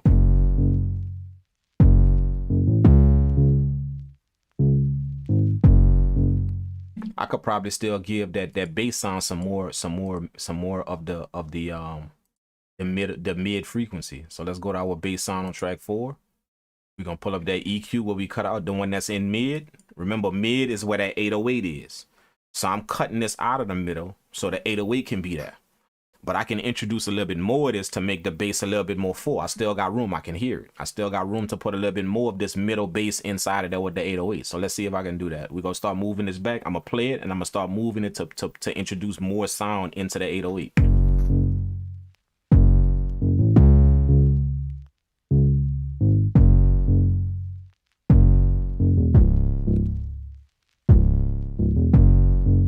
See?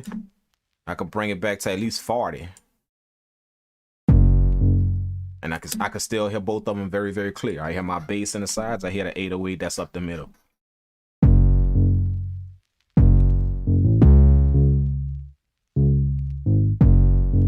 I hear it. So let's see. Drums.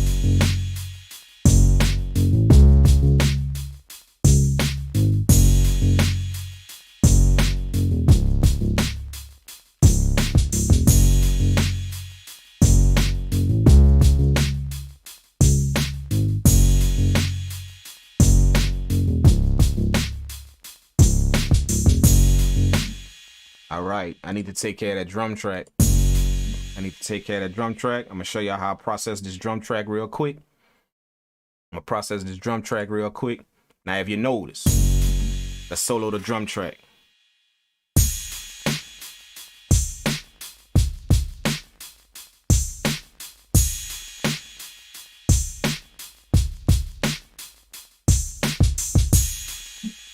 All right, my drum track all the way down right here is going well over 0. Well over 0, okay?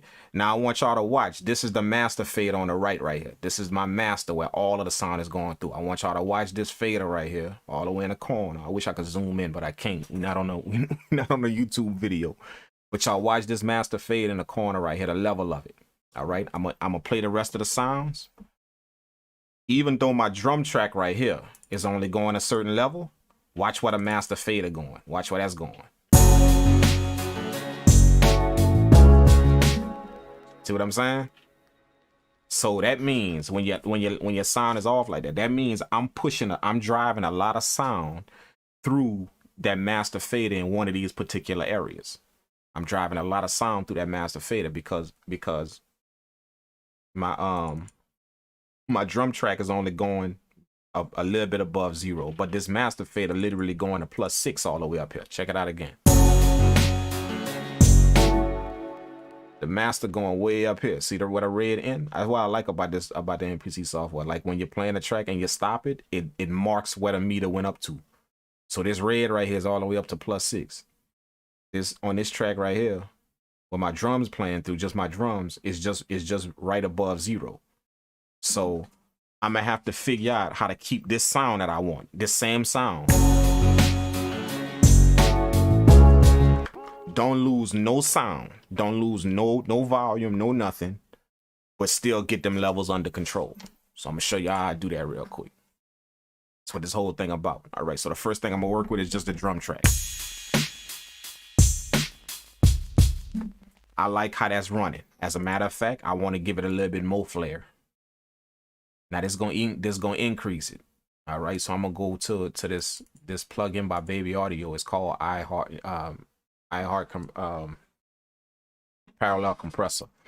All this plugin do is it gives you a layer of drum. Anything you put it on, it gives a layer underneath that. So I'm gonna show you what I mean. I put it on I put it on this whole drum pad. And normally I just put it on individual drums, but I put it on this whole drum program.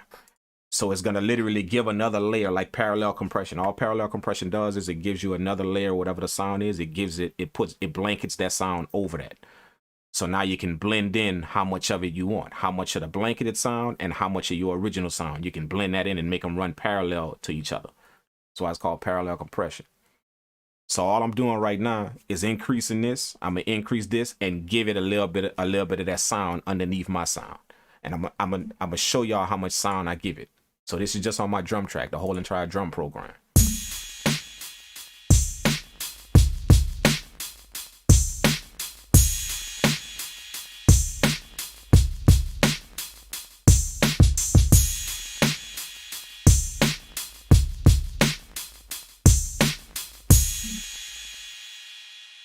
All right. So I increased that, and I'm gonna show y'all the sound that I gave it. Okay. This is what I love about this plug. They got other plugins like this. You know, they got other plugins like this that put a parallel compressed sound underneath your sound, and you can tell it how much you want. So I'm gonna solo, and it's gonna all we're gonna hear is just the sound that is adding to it, the sound that is parallel. It's putting parallel to my sound when you solo it. All it's gonna play is just what's running through the plugin, not my original sound.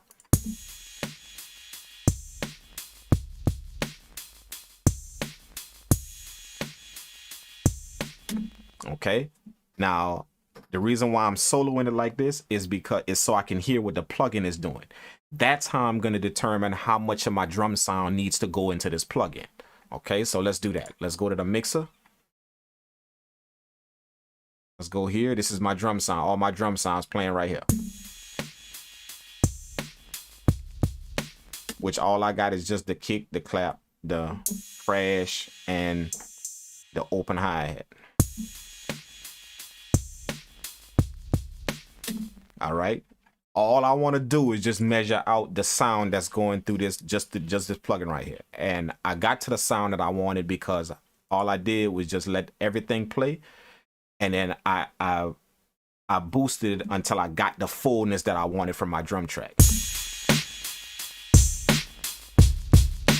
That's the fullness that I want from my drum track. It's just the levels is off. All right, so let's do it. I'm gonna solo that. All I want to work with is just the sound that's coming through this plugin.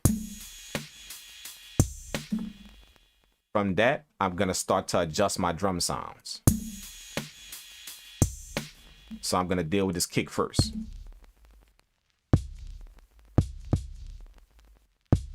Now I'm gonna deal with the snare.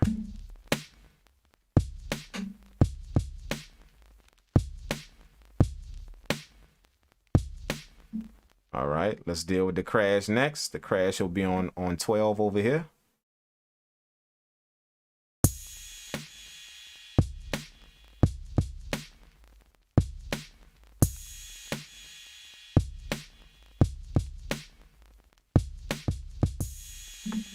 All right, this is how I know how to level my sounds. All I want to hear is just what's going through this plugin. Because remember, I got my other sound that I haven't, my original sound that I haven't bought in yet. But if I can get this plugin under control, then I know when I introduce my sound back into it, that's the sound that I want.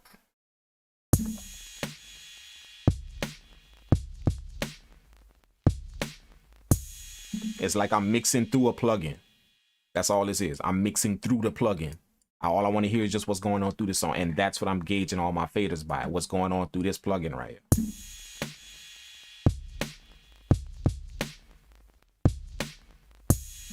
All right, now I want to bring my open hat in, which is going to be on A4. I mean my hi-hat.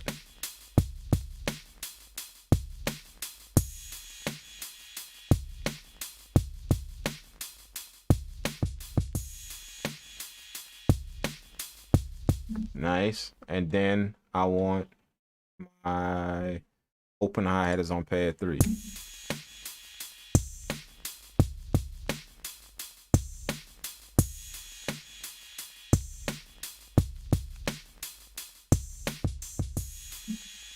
Boom. That is.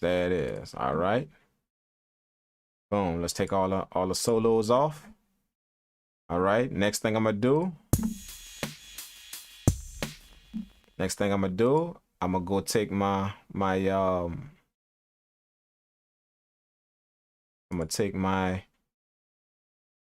clipper. My clipper plugin. What a clipper plugin does is it acts like a limiter. But instead of making a limiter has an absolute ceiling. An absolute ceiling means that no sound, once you set the ceiling, no sound will pass through that. That's what a limiter does. Most of you know it as a brick wall. You know, I think they even got a plugin called a brick wall limiter. But it sets an absolute ceiling. No sound, once you set the ceiling of a limiter, no sound will pass through that. So no matter how much you push it, it won't pass through that. All it can do is distort and go haywire, but it will not pass through that. That's a brick wall limiter. That's an absolute ceiling. What a clipper does, what an audio clipper does, what a clipper does is it gives you a ceiling, but it doesn't give you an absolute ceiling. It tames the peak of your audio. It tames it. It doesn't seal it. It tames it. So it still allows transients to pass through. And you can tell it how much of those transients you want to pass through with the input, and then you set the ceiling. So that's what I'm gonna do. But remember, all we're listening to is just this plugin. That's all we're listening to. Just the plugin, what's coming through this compressed plugin.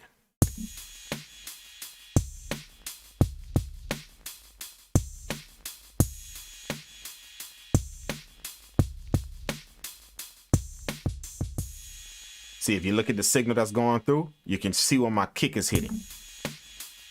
See how high the kick is? You can see the kick. The kick is that big note right there. So I want to tame that. I still want the punch of my kick to come. That's why I'm using a clipper, not a limiter. I still want the snap of my kick drum to come through the ceiling. But I don't want the level of this kick. I want to set a ceiling to that level. So that's what I'm doing.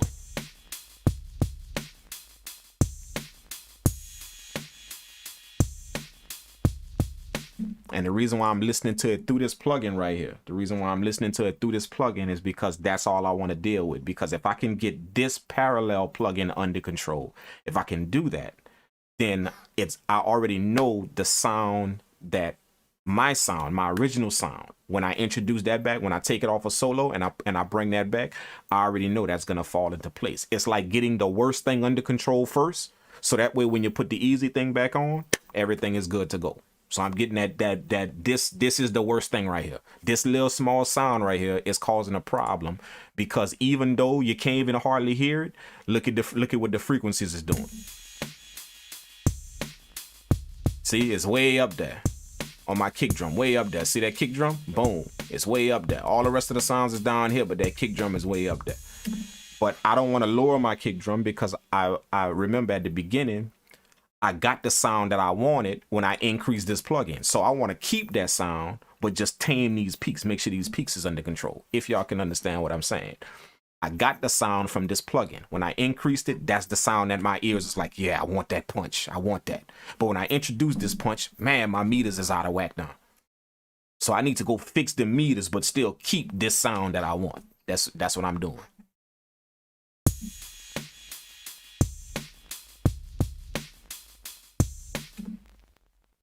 Okay, now that everything is good, to go, we're going to undo this solo right here. I think I'm hearing a little bit. Before we do it, let me grab an EQ, put it on the track as well. I think I'm hearing a little something. I'm going to use a transparent EQ, not my regular EQ. Transparent EQ will kind of it won't layer a sound. It will deal with the actual sound. Plugins. What plugins do is plugins will blanket a how should I say this? It will sugarcoat your sounds. So this EQ that you guys always see me use, my EQ, this DMG audio EQ.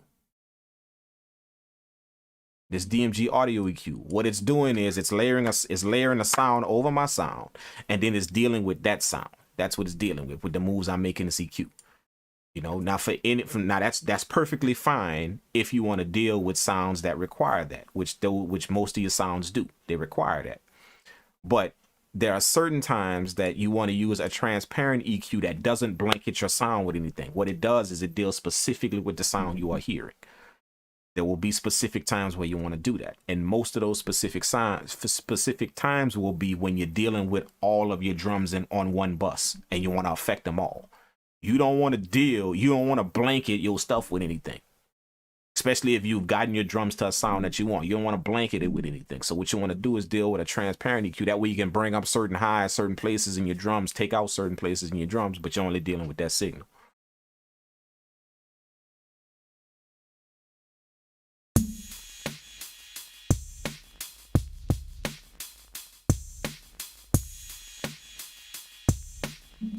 Do you use a bus track? Now, I don't use bus tracks whenever I'm in the MPC software. I do that whenever I bring my drums. Whenever this is not mixing the track, which y'all seeing here. This ain't mixing the track.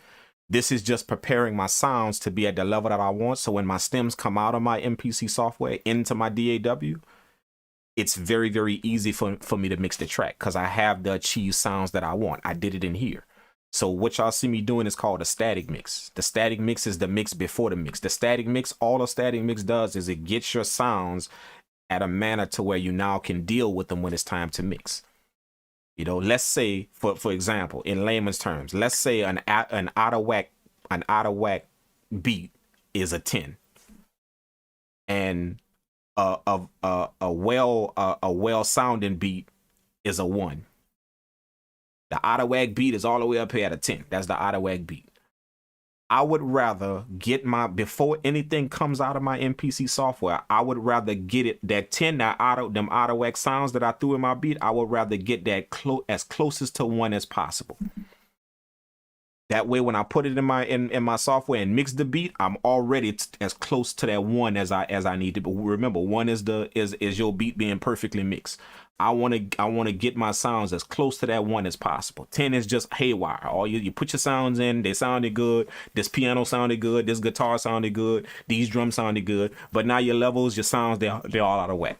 Stuff is clashing. You know, this piano is now clashing with your bass, and you picked all of this stuff. All of this stuff because the beat, it fit the tone of the beat that you wanted. What you do with the mix before the mix with the static mix is get everything as close to that 1 as you can possibly get it. So you clear out the frequencies. I just do it so fast. That's what y'all see me doing in a beat when I'm making it. When I grab the EQ, I'm shaping that sound, but I'm keeping my mix in mind while I'm shaping that sound. When I grab a piano and I put it in, I'm like, yeah, this piano will go good on a beat. When y'all see me pull up the EQ and I'm shaping it, I'm keeping in the mix in mind. I'm taking out whatever I need. I'm getting that sound as close to that 1, that perfect mix as possible. So when it go into my DAW, it's damn near mixed already. It's as close to 1 as I may be at a 5 now. Instead of dealing with a 10, when I exported the sounds, I'm dealing with a 5 now. If you export at a 10 when your sounds is out of whack, you got all this room to get down to a 2, to a 1, to a perfect sounding beat. But if you export and your track is like at a 5, you just got 1 or 2 steps to take to get to that perfect beat, if that make any sense to y'all. So that's what I do with all of this. This ain't mixing. This is just the mix before the mix, getting all my sounds ready to be exported so I'm as close to that 1 as possible. Throw it in my software, boom, 2-3 steps, I'm at a perfect beat.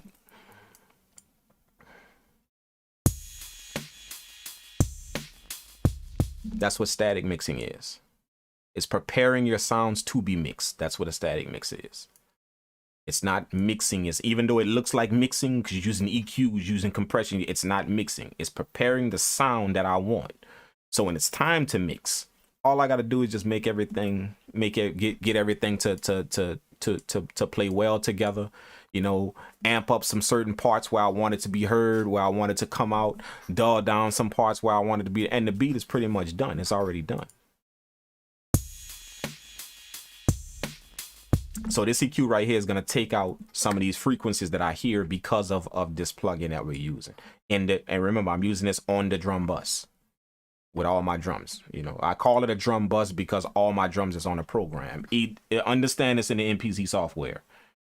If you put all your drums on one track like I do, then that program is now your drum bus. A drum bus is just all your drums are running through it. So all my drums are on track 1. So track 1 is my drum bus because all the drums, I can affect all of the drums just on track 1. Now when I explode all of them sounds, they are now going to be on their individual tracks for me to put in my software. But right now, track 1 is my drum bus because that program of my drums is on track 1. So I can affect all my drums. So that's what I'm doing with this EQ. I'm affecting all of my drums.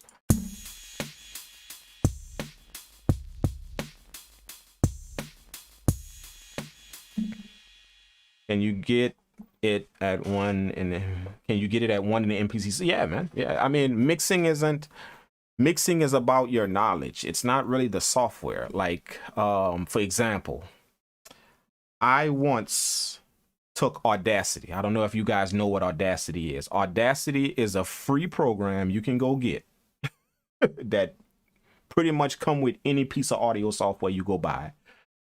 You know, it's a free program that you can go get, Audacity, and it's literally it's a watered down version of a recording plugin. It's a watered down version. I mean, a recording software. You know, people use it to edit sounds. They use it to, you know, they use it to clean up certain things, but it's by no means considered a mixing software to mix anything in. I wanted to see if I can mix a full track in Audacity, and I did it. The whole entire track was mixed. Vocals, the music, everything was mixed in Audacity without none of these plugins. So the reason why I'm telling you that is not to brag on myself. The reason why I'm telling you guys that is because mixing is 90% of what you know about it, not the software you are using. It is what you know about it. So if you are thinking, oh yeah, Ableton, I can get a better mix in. No, it's because you know Ableton well. That's why you can get a better mix in. Ableton is not mixing your beats well. It's because you know Ableton very, very well. That's why you get a better. Or FL Studio, I just feel like I get a better mix in FL Studio. No, it's because you know FL Studio a bit better. That's why you're getting a better mix in FL Studio. It's not the software, it's you. It's what you know about it. So to answer your question about, can you do the same thing in MPC software? You can do it in this software. You can do it in any software you'd like to. It's just what you know about mixing and how well you can achieve your goals. That's what's going to determine if you get a mix, if you get a good mix in any software you use, not the software itself.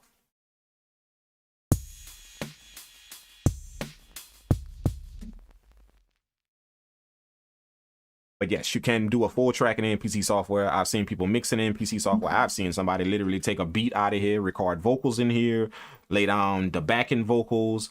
The beat is planned. I didn't see people do that inside of the software. Why they would do it is beyond me, because there are tons of different softwares that will do it.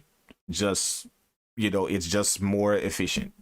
You know, the MPC software, as I told y'all before, the MPC software, they focus on music production.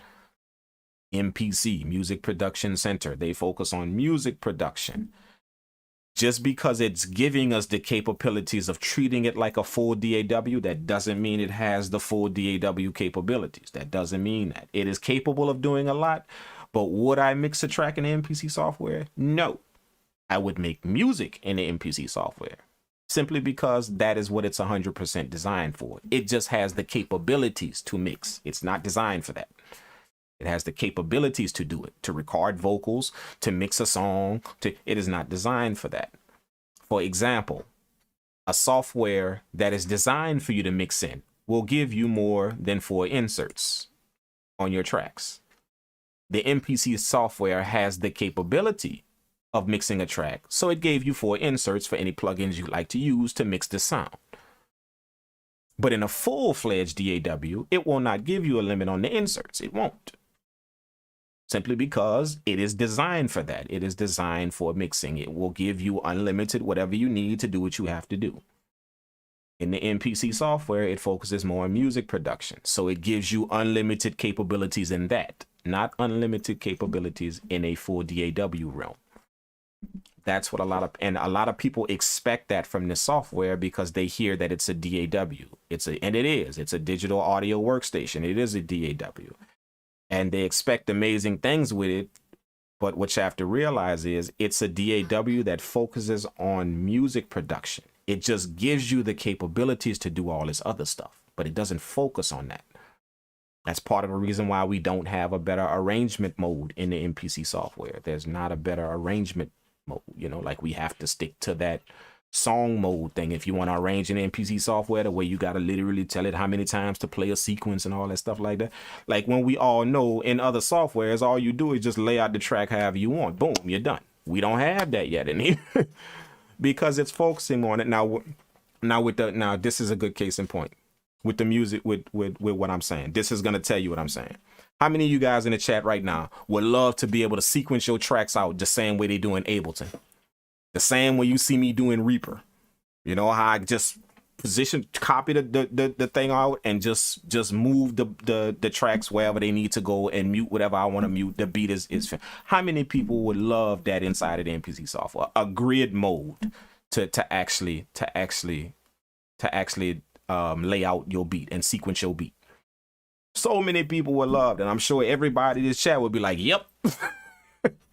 Who want like a song mode is so old school to where you have to tell it how many times to play your chorus, how many times to play your intro, play my this many times. But no, I want to just be able to lay it out all in front of me, in a linear fashion.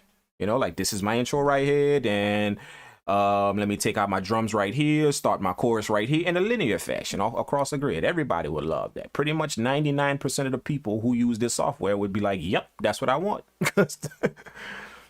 You know, but like the Akai Force, exactly, just like the Akai Force. Now, this update, this 2.1 update that all of y'all done asked me about since I started this stream, if I got it, if I done this 2.1 update, what about that is in there?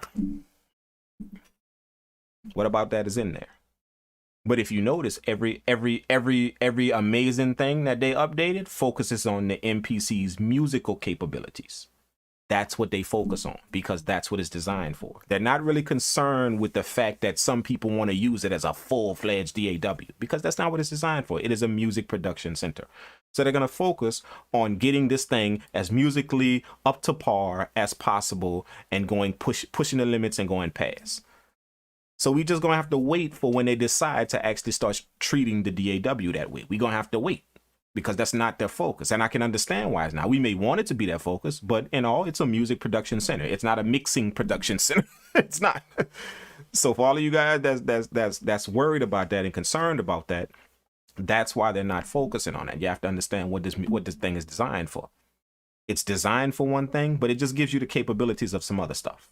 It's not designed to record a whole entire song. That's not what it's designed to do. Does it have the capabilities to do so? Yes. It has the capabilities for you to record audio in here. You have 4 plugins. That way you can put it on your audio track. If you can mix your audio in 4 plugins, cool. This would be good for you. There are a few things that I like to do with more than 4 plugins on the track. I may like to do that. Hell, I cleared all this stuff up. Y'all just saw me do the stuff with the bass. That's 2 of my slots gone already. I had to use 2 EQs. That's 2 of my slots gone already. Now that's the sound. Now what if I got to mix my sound now? I just got 2 more slots to deal with that. Might not work. So I need a little bit more than 4 slots to mix.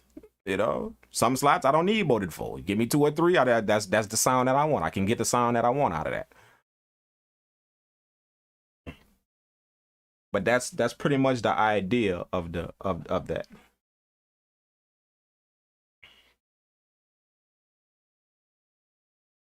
Good looks, homie, because I thought the MPC software was a full-fledged DAW. I just, as I said, man, you know, like go look at the full-fledged DAWs out there. You're gonna see that you know, there's no limit on the effects plugins. You know, what if I'm in track view right here? See how I got all my tracks up here? See all my tracks, track 1, track 2, track 3, track 4, track 5. What if I wanted to just move these tracks around? Take track 1, take my drum track, move it all the way down here, move my piano up here. See, I can't move none of these tracks. I can't even color code none of these tracks. I can't even mix by sight to where I can color code them and know that, okay, my first 3 tracks is my hi-hats. My next 3 tracks is my percussion. I can't even do that. So full-fledged DAWs have those capabilities, and they don't give them to you just because that's the bells and whistles in a DAW. No, they give them to you because that's part of mixing. You know, a DAW will have color coding capabilities, not just because it looks good on your screen. No, they know that engineers mix by sight. We don't want to have to read what that say. Nope, I know all of them yellow tracks is my hi-hats. That I don't have to read, okay, where my hi-hats at again? Let me go through this one. Oh, nope, that's not it. Nope, we mix by sight. All my yellow tracks is my hi-hats. So they put that in there. The MPC software doesn't have that yet. You know, when I get finished my tracks, sometimes I may want to move a bunch of tracks up here because I want them out of the way. The MPC software doesn't have that feature. Where you put them tracks, that's where they're gonna stay at. Where you created them, that's where they're gonna stay at. The only way to move a track is to literally take these notes. You know, if I want to move track 5 to track 6, I gotta take these notes off of track 5, copy them, paste them to track 6, then go delete them on track 5. Now I have just moved my notes from track 5 to track 6. I just changed tracks. But you can't switch, you know, you can't do none of that. So all of that type of stuff like that is why a lot of people stay away from the MPC software. And I'm not discouraging anybody from purchasing it or getting it or doing what are doing, because it's an amazing software. Hell, y'all see what I do in it. It's amazing. But it's just what you're doing it for. The reason why I use the MPC software is because I only make beats in this thing, and I do some very light mixing in it. So this is perfect for me to make music in. You know, when it comes down to making music, it pushes the limits. You know, all of y'all know that. Anybody that's used this software, right? Anybody that's used this machine and this software, there's a reason why this thing done been around since, you know, MPC 300 days. You know, there's a reason why this company name and this particular MPC machine has been around for a long time. It's a reason why. It pushes the limits when it comes down to making music. You just got to learn how to use it, and you can do some amazing stuff in it. You know, you can push the boundaries, push the limits, cross borders. You can, you know, like every time I fire up this thing to make a beat, you know, my mind is constantly looking for the next limit I can cross, the next board I can push, you know. And I've been using this for a long time, for years, and I haven't found a line that done locked me out of something yet. Every time I come up with something where I didn't got, and I fire it up again, I cross that, and I'm doing something else, and then I cross that next line I said. I have never found a limit to when it come down to making music in this thing, not yet. You know, so, but that's you know, that's the gist of this, you know. And I'm not telling y'all this so y'all can get into an argument about what the MPC software needs and what it don't have and what it is. No, I'm just telling y'all this so y'all can kind of understand why they aren't doing that. You know, we could sit here and wait for that arrangement mode all we want, you know, to arrange beats better. We could sit here and wait for that all we want, but don't expect that to happen no time soon, simply because this is made for music. And they're going to, every update, the next 5 updates that come out is going to update the musical aspect of this machine, because that's what it's made for. Sooner or later, they will get to the capabilities of it, which is audio recording and mixing a few little things. They'll get to that. They'll start updating that. But right now, their focus is on taking the sound of this thing, the way it makes music, and bringing it and pushing the barriers with it. So I can so that can kind of help you guys understand why you don't see those full-fledged capabilities in it yet. That's just not what it's designed for. It's designed to make music, so that's what they're going to focus on. They'll focus on the capabilities of it later. Capabilities is all the stuff you see, you know, like the tracks and audio recording and all. That's just the capabilities that they graciously gave us, but that's not what it was designed for. You know, so just to give y'all a bit of an understanding on that. Okay, so what was I doing? I was mixing that drum track. That's what I was doing. Okay, now what I was doing is getting this together. I had the EQ pulled up and this plugin right here. Okay, we got the EQ. I need to start adjusting this what's going through this parallel compression plugin right here. Let me move this over here so y'all can see what I'm doing. The buzz cut is what we got at the bottom. The sound is now going through this parallel compression plugin, this one right here. And then we are now going to carve the sound with this transparent EQ. So let's do that. And the way this reads, for those of y'all that's not familiar with an EQ like this, is the same as a linear EQ. Everything to the left is low end, everything to the right is high end, and everything in the middle is your mids. So the blue would be low, would be very, very low, like your bassy frequencies. The green would be like your mid bass. The red would be like your mids, you know, anything in the middle of your frequency. The orange is like your mid to high. In between, and then your yellow is your actual high frequencies. That's how this works. But the reason why we're using this one and not the other one is because this is a transparent EQ. All right, let's do it. Let's listen to the sound and see if we can tame some of them frequencies. Now instantly I hear that hi-hat. That's a bit crispy.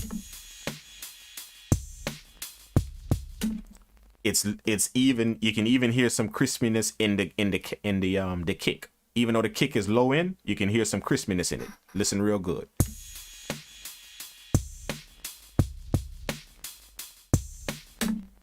So just that sharpness that this plugin right here is giving it is now boosting our high end information. So let's tame that a little bit. That's why we're getting that crispiness on all them drums. It's giving us a bit more high end information. So we need to tame that a little bit.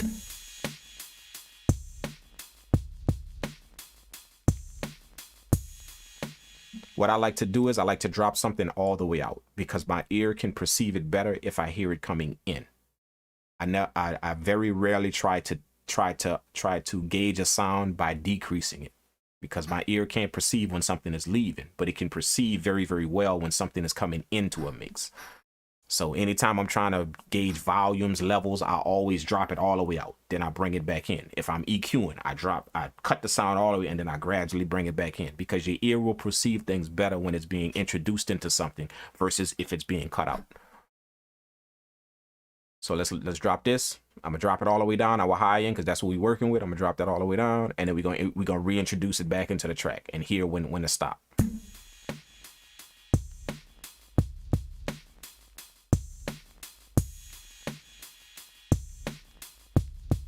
About right there. So we took off -4. That's a lot of high end information, man. Like literally almost 5 dB we took out of that. So that plugin introduced a lot of crispy high end information. And this doesn't have to stay that way. Once I bring my sound back in, the full sound, then we can go ahead on and adjust this to taste. But this is just to give us an idea of what we're working with. All right, I'm hearing a little something in the middle as well. That sharp poke in the middle. I'm hearing that. So let's see if we can clear that out with one of these two knobs, the red or the orange. So let's try the red first. We're gonna bring it all the way out and bring it back in. I know that's not it, because even when it's cut out, I still hear it. So I know that's not the frequency. Let's put that back to 0 and let's try this one over here. Bring it all the way out and bring it back in. So that's it. As soon as I play it, I can hear it. I can hear that it took it out. So now we're gonna see how much of it to bring back in.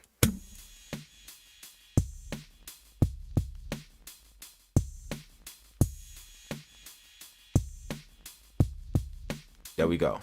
So by 3 dB we took out. Okay.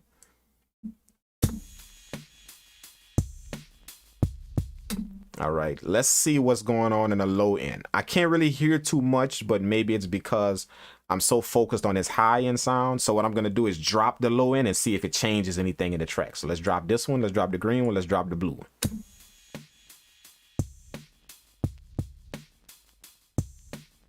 It does change a little bit. So let's increase this a little bit.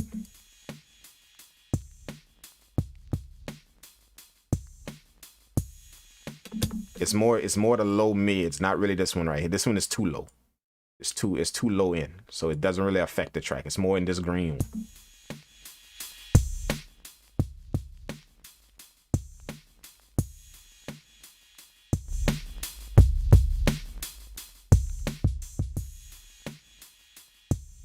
I'm just increasing them all the way just to kind of exaggerate it and see what it does.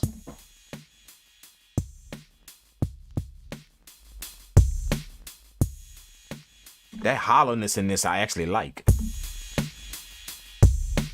I actually like that, man. So let's see if we can mess with that.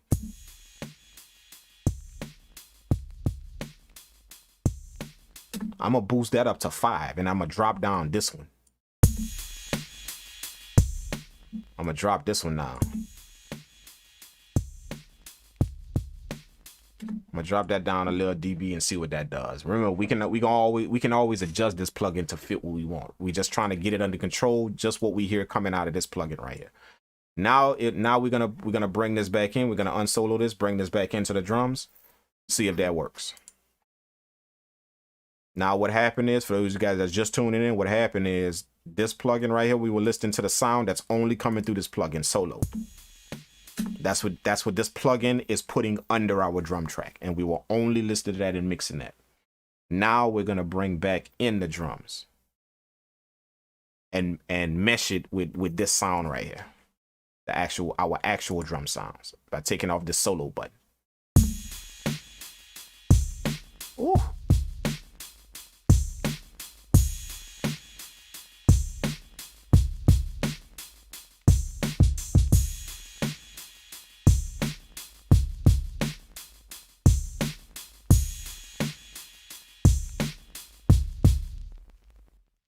Which other transparent equalizers do you advise that can do the same as this one?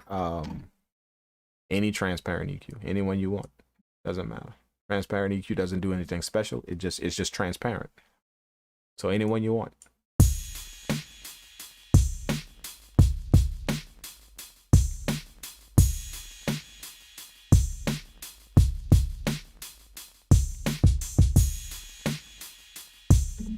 Man, I like that. I like that. Okay. Okay. All right. All right. All right. All right. All right. All right. Now that we got that, we're going to use our, we're going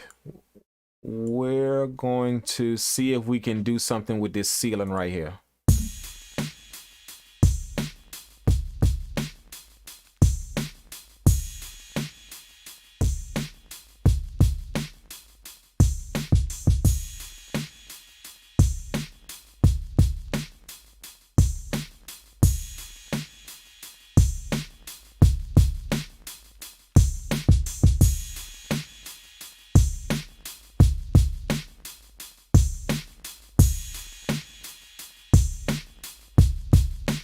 All right, now our mission, with all of this that we did, our mission was to keep the same sound, same fullness, same kick of our drums, but mesh our levels down. Okay, let's take this off. Let's take this off. Let's take this off.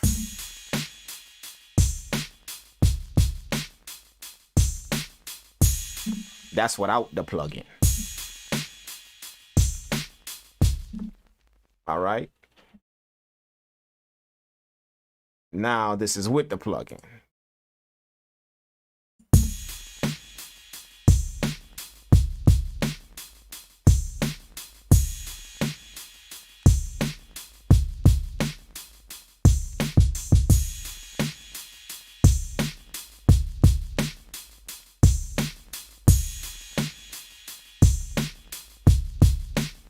Done. Now what I like to do with this last third slot right here on my this our last out of the four, I just give it some saturation to run right through the the clipper. The saturation right here is gonna run right through the clipper. Y'all hear that? I know y'all heard it.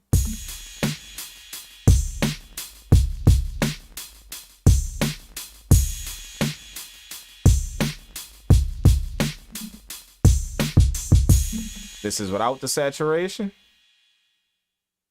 This is without.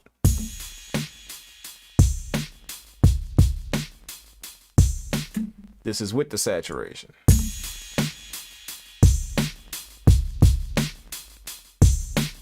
So this is the trick. This is just a few little tricks that I'm sharing with you guys on how to get the fullness out of your drums.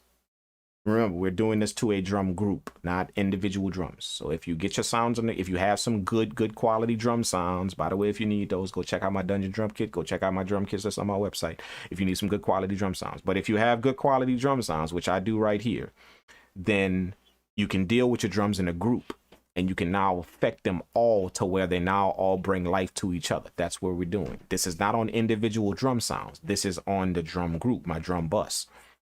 All my drum track where all my sounds are running through, so I can now affect these sounds in a whole entire group and get that nice feel that I want. And as I said before we started doing all of this, the object was to get that same sound that we want, that same crisp thumping sound that we want for some boom bap drums, but not have the peaking levels. And if y'all look down here, maybe y'all forgot that was our goal. But if y'all look down here at the levels, we got that same sound. Check out the levels.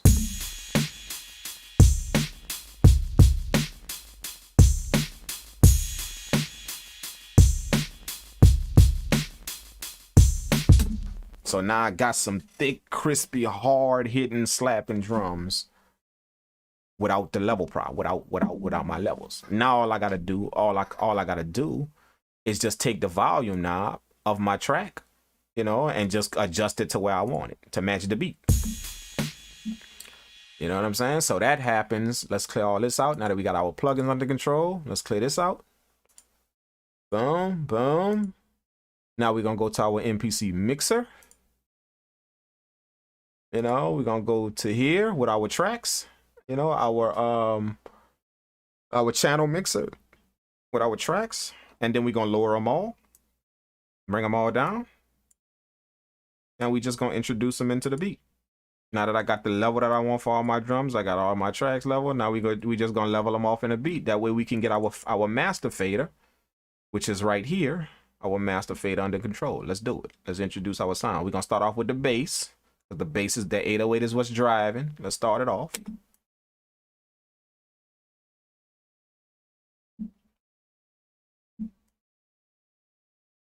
Where is it? Oh snap, my tracks is muted. Why are my tracks muted? Why are they all muted? Let's do it. 808 first.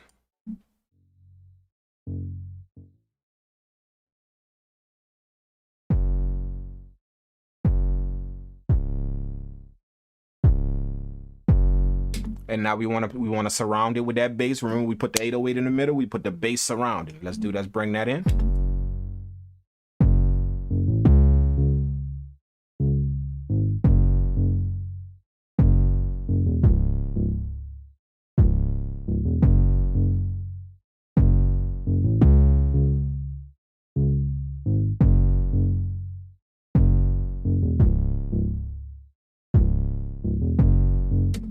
All right, now let's bring in our main sound, which is our first sound that we made the beat with.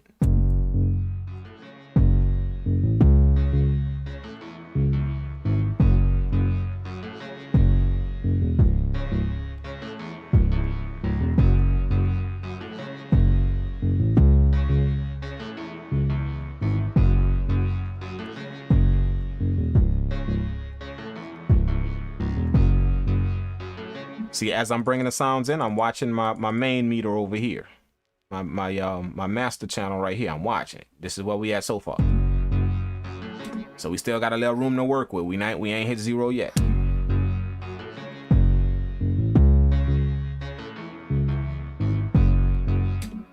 All right, let's bring in our other sounds.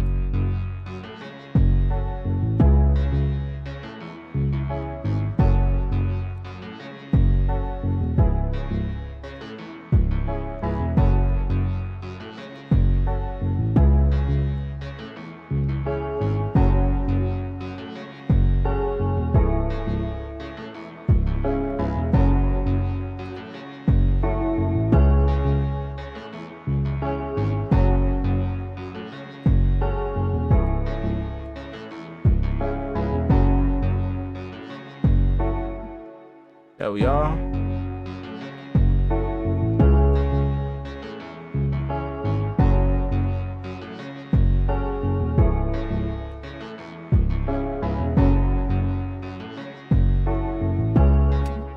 All right, now my purpose is to get it right above 0, not at 0. I want it right above 0. And I'm gonna tell y'all why I want to clip, why I want the actual track to clip. Let's do it.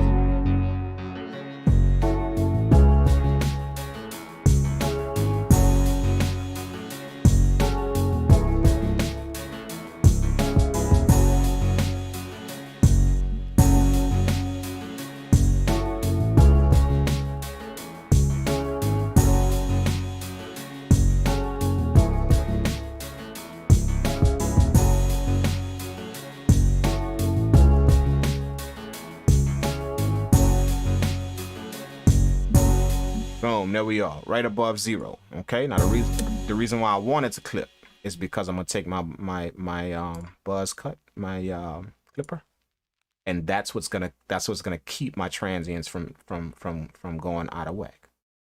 But I wanted it to go past, not up to the clipper. I wanted to go past the clipper, a little bit past the clipper. And this is on my master channel now.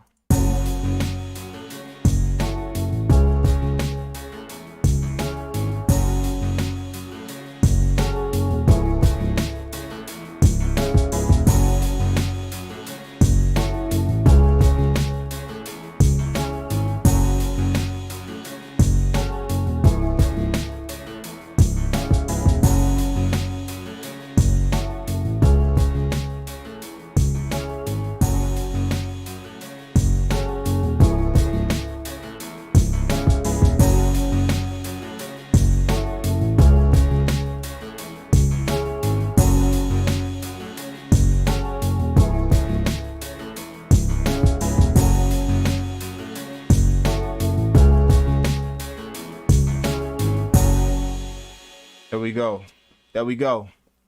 There we go. There we go. Boom, boom, boom, boom, boom.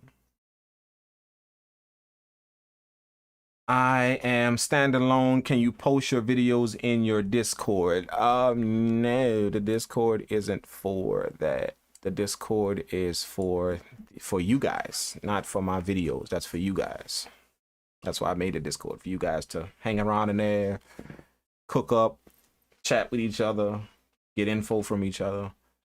You know, the video, the reason why I started the Twitch is because I wanted to bring detailed information to you guys like this. The information that you guys really won't catch on my YouTube channel. You can now catch that detailed information here. But part of the requirement is you actually have to be here to catch it. So just make sure you stay tuned.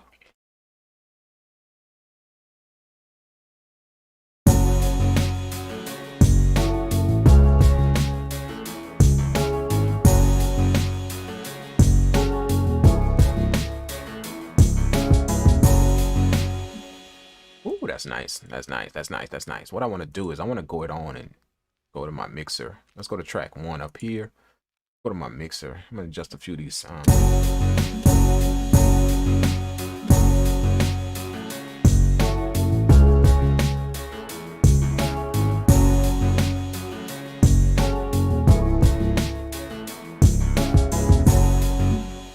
Now that I got my sounds under control, let's make the beat. Let's finish making the beat. We are by no means close to finishing up this beat. I just want to stop that way I can get all of this in for you guys that are tuned in, just in case y'all couldn't stay for the whole entire thing. But let's put in some more sounds in this beat, man. I don't even know what I'm feeling.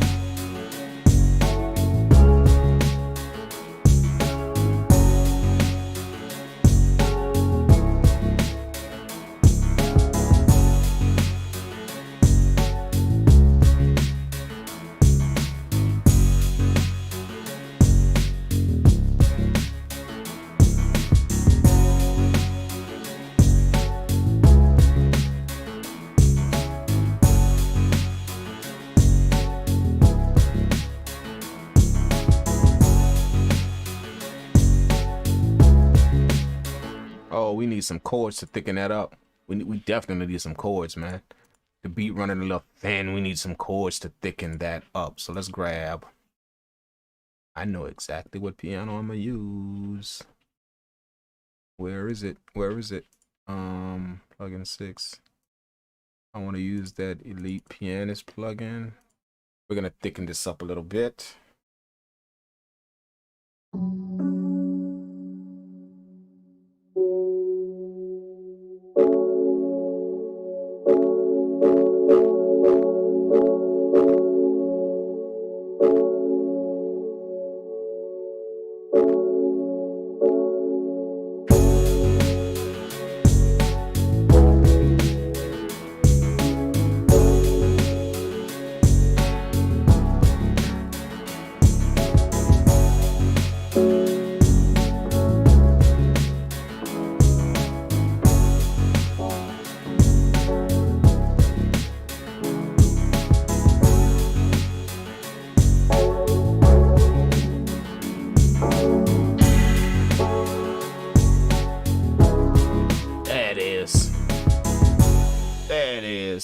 Let's back this up with some chords. Let's do it.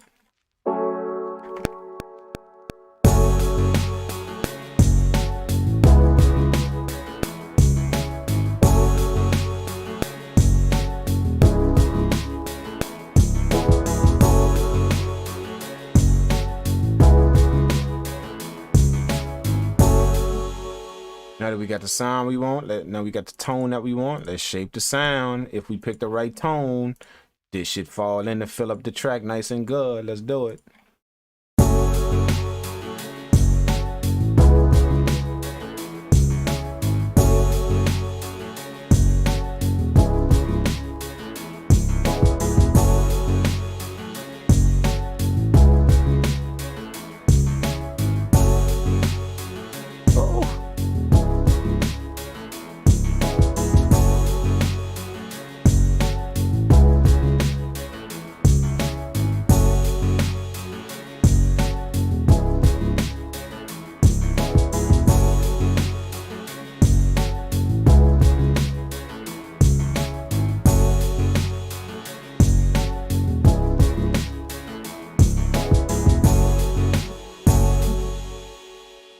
What?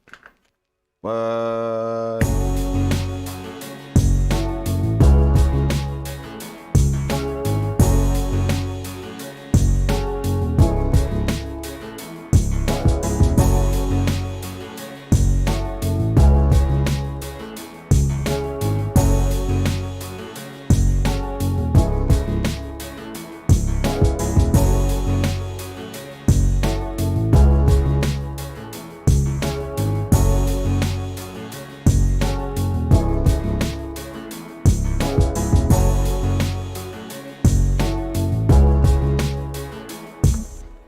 All right. Now we got track 7 to go, and then we done. All right, now 7 is probably going to be our melodic track. You know, we got to give the beat some melody.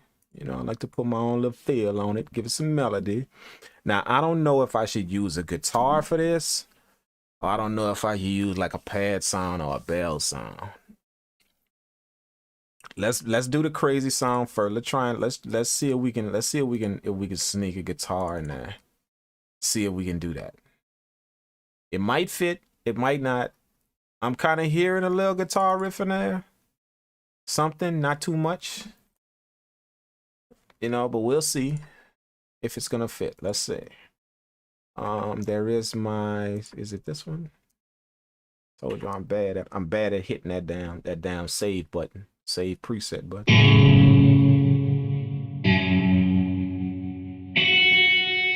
That's it.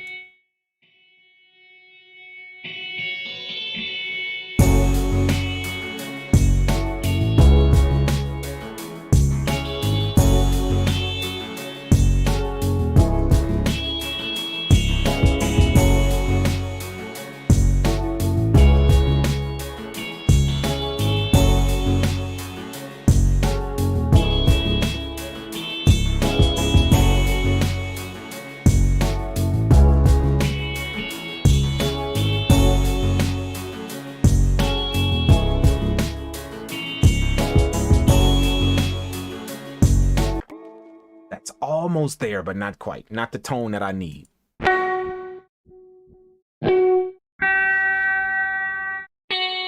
Oh, shoot.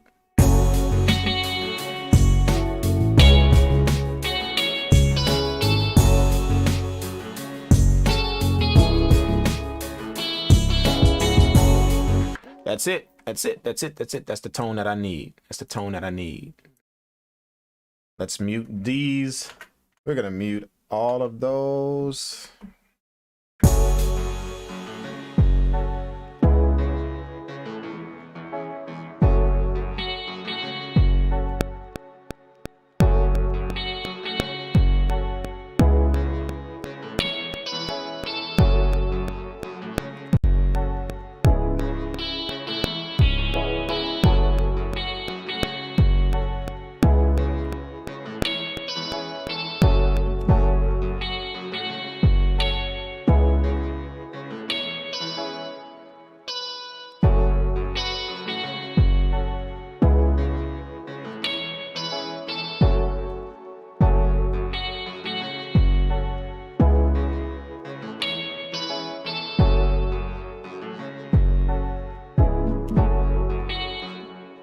Put a little reverb on that, space it out a little bit. Well, hold up. First thing we're going to do is we're going to go into plugin and we're going to put an amp on that. I like this Michelin right here.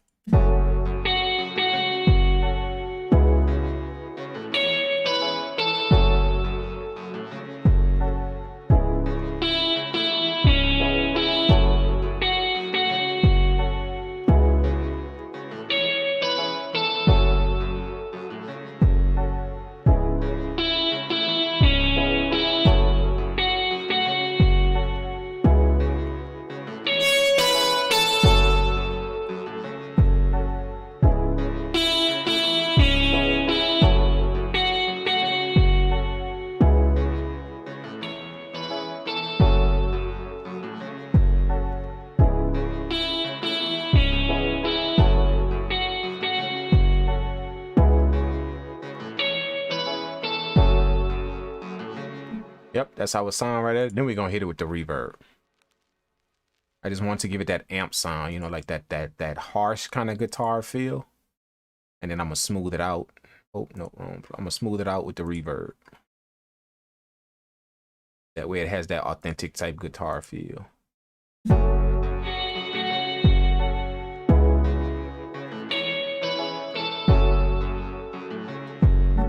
Nice, nice.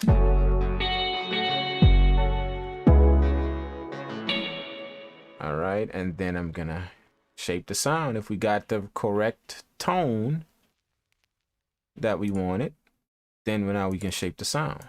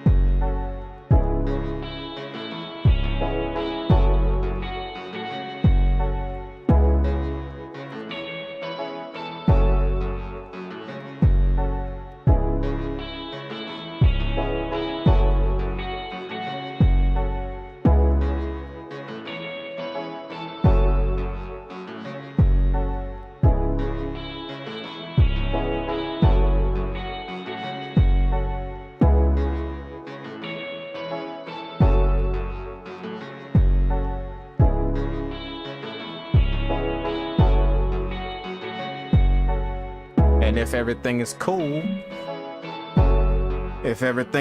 then we got something like this.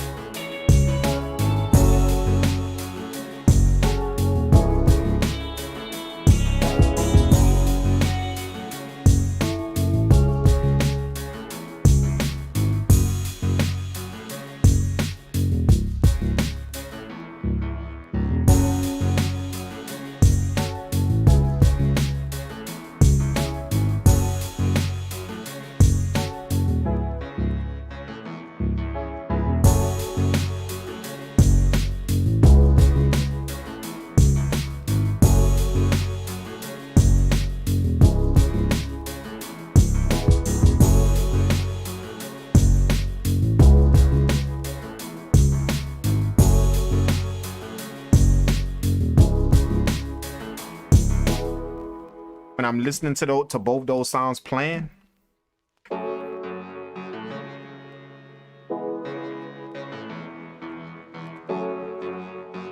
this sound right here is too sharp for the piano.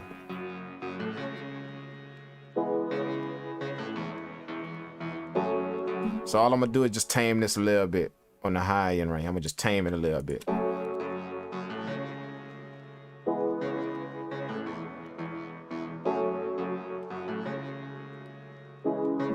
Now what that did was, now that I'm bringing down the high end, what I'm starting to hear now is it makes my ear, it gives my ear the perception that the low end is now getting full and muffled. So I'm gonna cut off just a little bit of the low end. That way it doesn't sound that way.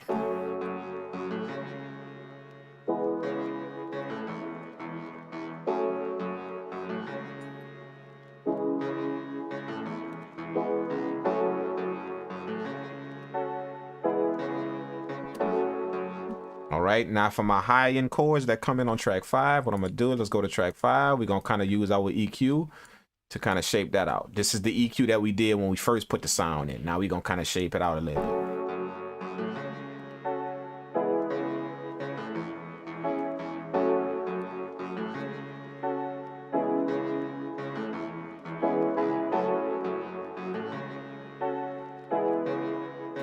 All right, now what I'm gonna do is I'm gonna use the mid side right here again. Okay, but I'm gonna do it with the two pianos. Okay, I want the full piano to be on the sides. I want this thin piano to be a little bit up the middle. All right, so let's do that. We are on the thin piano chords. We're gonna take our EQ, put another one underneath that. Bam.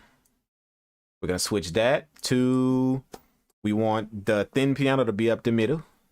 So we're gonna switch this to the sides, meaning that we're gonna take out the sides. That way we leave more of the middle. Okay, so it's affecting the sides right now. This thin piano, it's affecting the sides right now. We're gonna drop that out. Let's drop the other piano out to hear what it's doing. I'm gonna give you an exaggerated effect of what it does. We're gonna drop out the sides.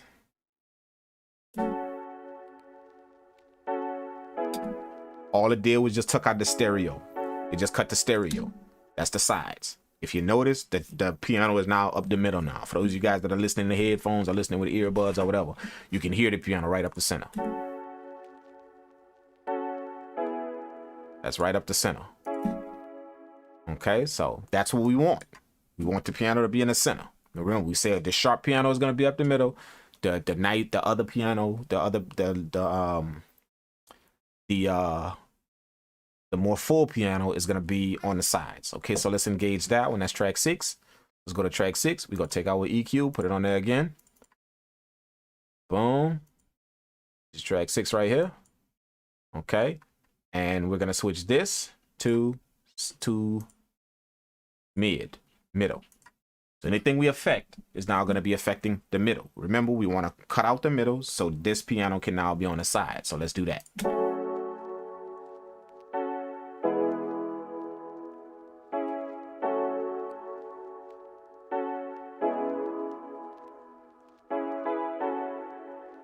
Let me show y'all what it's doing. This is the piano on its own. Now I'm gonna cut out the middle of the piano. So all you hear is just the side information.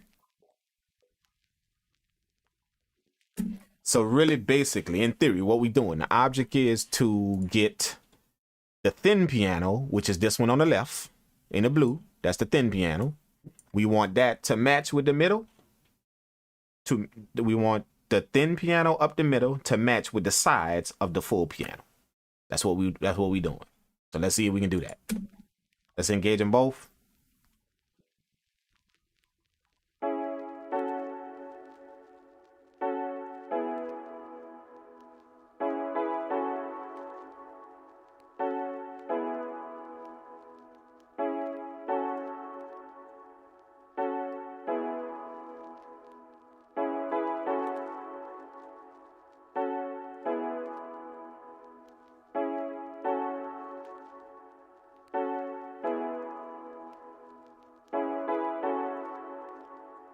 Now, for those of you that can tell, if you're listening in headphones, you can tell. If you listen to both these sounds playing, you can hear the thin piano right up the middle. You can hear this full piano surrounding it. So we just placed this thin piano sound inside of this full piano sound. Listen to it again.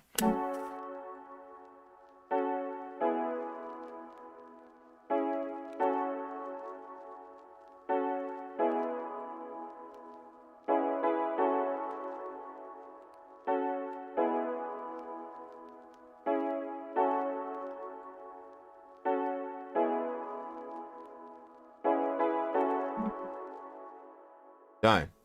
So now when we play both those sounds, when they play together, the frequencies are no longer overlapping. We get the full tonal quality of both the sounds. So let's add in our other sounds.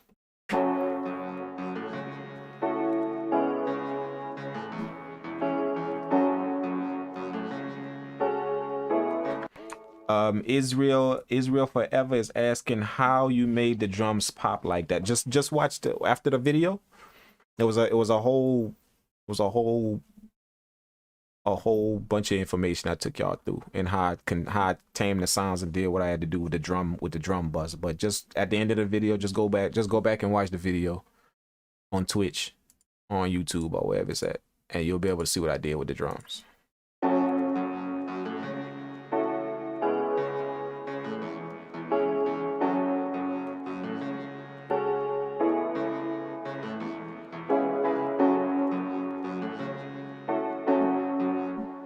Now our track, if you notice, all we did was with every instrument, not only did we EQ them to fit in a, which you have to understand is on an EQ, you hear me say shape sounds to fit, shape your sounds to fit, shape your sounds to fit. What you have to understand is shaping just isn't putting them where they need to be on this graph. Like, okay, I'm gonna put my pianos in this section and I'm gonna put my bells over here in this section. That's not all it is. You have to understand how much of the stereo feel you want in that sound and how much of the mono feel you want in that sound. Do I want my stereos to be in the stereo? I mean, do I want my bells to be in the stereo feel and then my guitar to be in the mono feel? Do I want my guitar to be in the stereo feel and my bell sound to be in the mono feel? Like, you have to understand how much of what placing sounds in the section of this EQ also requires for you to understand how much of the stereo you want to take out of the sound, not just how much the sound. If you keep your EQ in just the stereo mode all the time, then remember, when you make cuts, when you make cuts and slopes and all of that, you are affecting the whole entire sound. You are affecting mono, the middle, you're affecting the side, you're affecting the whole entire sound. When you make a cut, you start hearing that sound disappear. But there are certain sounds in your beat that you don't want to get rid of certain frequencies. I don't want to get rid of the stereo feel, but yet I want to cut this sound out of my beat. I want to cut this high end out of my beat, but I don't want to get rid of the stereo feel. So you have to know when to switch your EQ to mid side. That way you can now start clearing up all of them frequencies that's in the middle of your beat that's muddying everything up. You know, as the more sound you put in the beat, just because we place in a sound over here in the EQ, and then we place in a sound over here, that doesn't mean that those sounds not gonna still touch each other. They're not gonna still. You can't totally separate a sound from a sound. So you're gonna have some frequencies that clash. You know, you got a sound right here, you got a sound over here on the EQ. You're gonna have some frequencies that clash. You will. That's how it works. That's how music works. But you have to know how much of this frequency I want to clash and how much of this one I want to clash. Okay, let's put this one in the stereo, this one in the mono. So when they clash, they're not over each other. Well, or maybe let's put this one in the mono field, put this one more in the stereo field. That way when they clash, they're not on top of each other. That's also sound placement. You have to know how to place your sounds like that. And that's the difference between when you press play on someone's beat and you hear the clarity of it. Not just, oh, the drums is banging and the 808 is nice and the pianos are nice and everything sound good in the beat. You can hear the clarity of the beat. You can clearly hear every single sound and where it's hitting. You can hear that bell over here in your right ear. You can hear that guitar more in your left ear. They knew how to place those sounds on an EQ and allow you to hear what they want in the stereo field, what they want to hear in the mono field. They allowed you to be able to do that. They were able to control the stereo field. You know, that's what, when most of you guys that do have my beat critiques, and you guys get suggestions on control the stereo field. You hear me say that in my beat critiques. For those of you guys that have had personal beat critiques from me, have sent your beats in to get them personally critiqued by me. You hear me suggest to some of you guys to learn how to control your stereo field. That's what this is. That's what this EQing does. You start to manipulate your stereo and mono field in different sounds to where they are no longer all over each other. You have this playing out here. You have this playing inside of it like this. Now they both aren't out here just trying to fight for space. And all you're doing is EQing them, trying to carve out a space for where they go. You know, after you EQ them and get the sound you want, then you have to be able to figure out, how do I want these two sounds to play in my beat? Now that I've shaped them and got the sound that I want, I've put this sound over here, I'll put this sound over here. Now you have to determine, how much of this sound do I want to be in the stereo range? How much of this sound do I want to be in the mono range, how much of these are, because they both can't be just fighting out there in my left and right ear. They both can't do that, or else you're gonna start putting more and more sound in. Now your beat sounds all jumbly. Even though it sounds good and you place the sounds where they need to go, now your stereo feel is all out of whack. You know, so this is what that does, man. You know, mid-side EQing. That's why I wanted to take the time out to show you to show y'all this. You know, I know I said I was gonna make a few beats, but you know, this was a real good important lesson. I'm glad I made a beat like this that had 2 bass lines in it. That way I can show you guys how I get that to fall flush.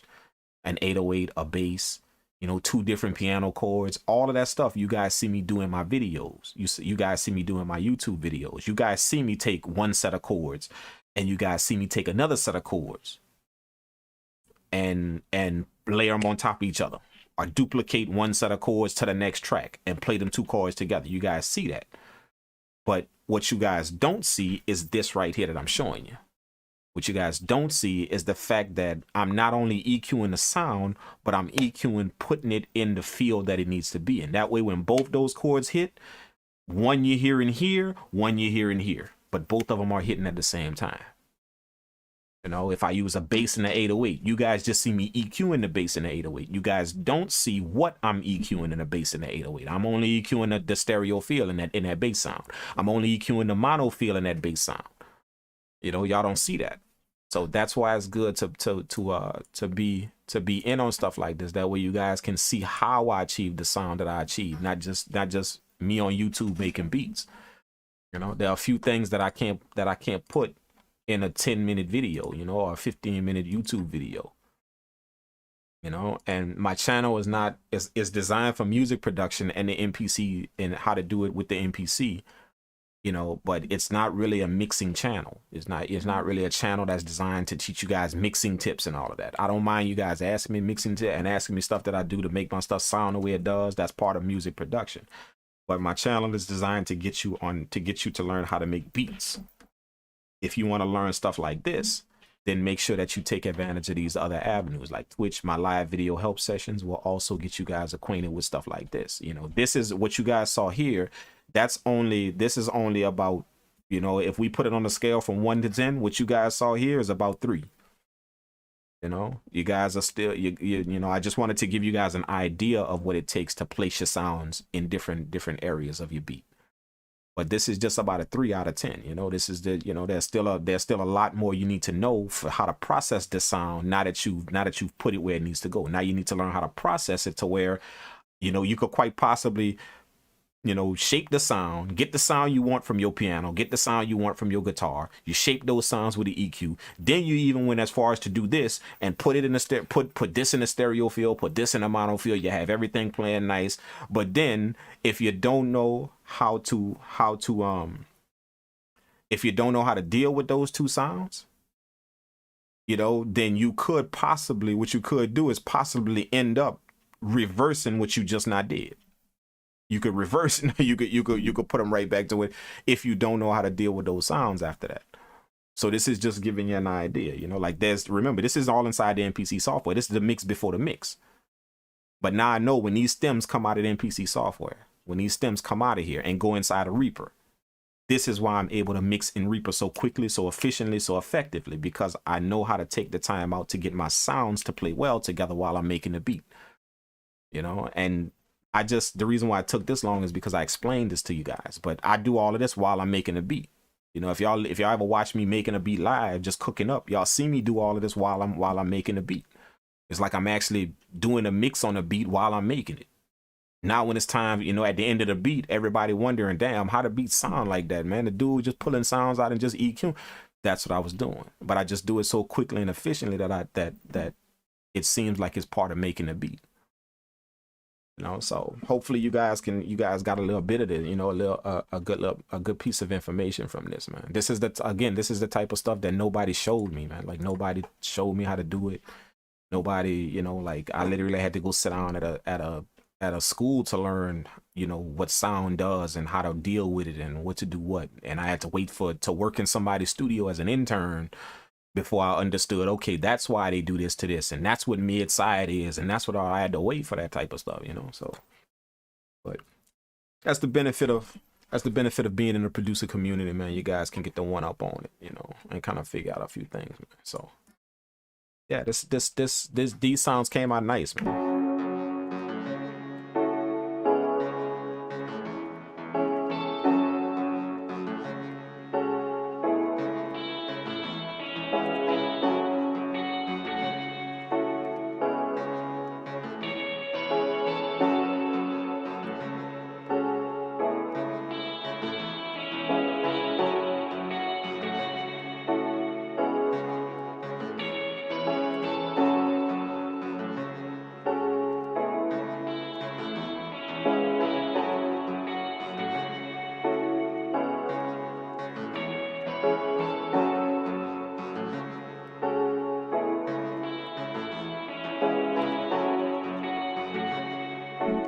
I'm just getting that guitar to fall a little better, you know.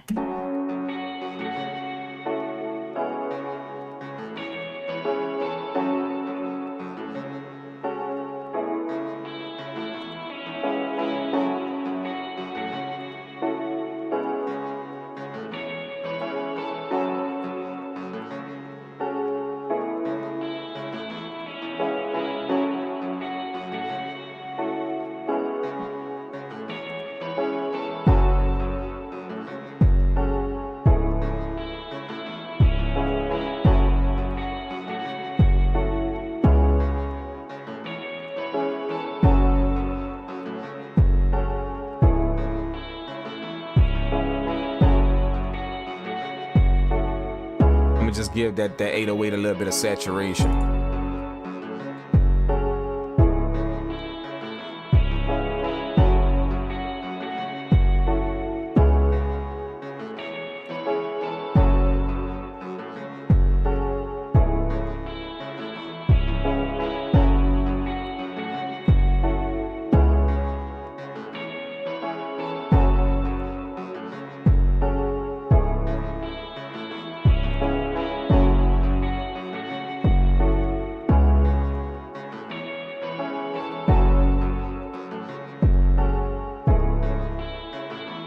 Have to watch the saturation that I give the 808, because if you understand what saturation does is it increases the harmonics of the sound you're putting it on.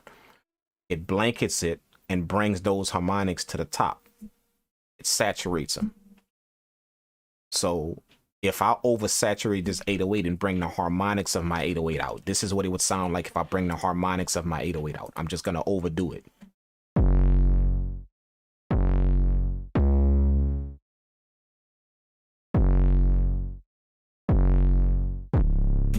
So it's what the you hear that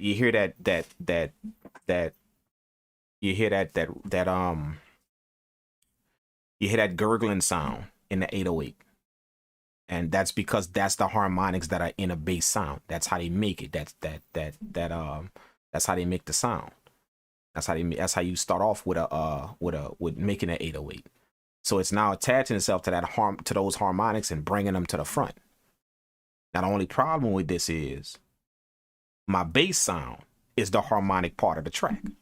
So if I bring out too much harmonics in the 808, then now it's going to start to clash with the bass sound that is supposed to be the harmonics in the low end feel. So this is the bass. Let me mute that. I don't need that guitar.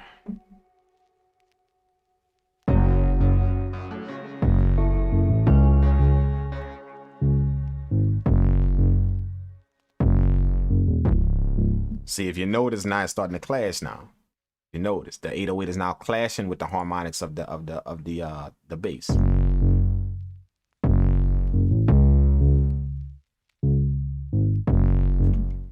So that's overdoing it with the saturation on the 808. But if you give it just enough, you can hear it pop out to where it meshes with the bass sound now. Those harmonics mesh instead of the 808 harmonics now covering the bass harmonics. Because if I think on the bass I have a little bit of saturation as well. Let's go to the bass track. No, I don't have no saturation on the bass. So that's good. That's good. That the harmonics aren't being boosted in both of them, so they start fighting. That's good.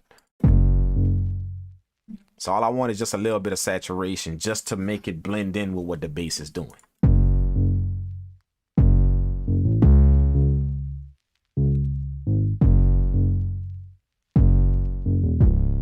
There you go. That's all I need, just a little bit.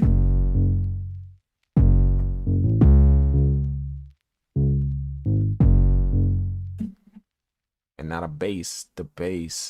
Let's go to the bass track. I'm gonna grab that mid side EQ. Remember the middle? We took the middle out so the bass can be in the stereo field. We cut the middle out, and I'm just gonna boost the middle just a little bit. I mean, boost the sides.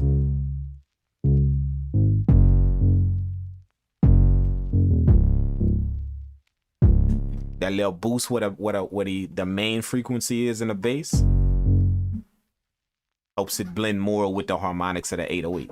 Now you hear more of just that specific part of the bass, because that's what the harmonics are in the 808. That is boosting. That saturation is boosting. It's boosting these harmonics in the 808 without me making this boost on the 808.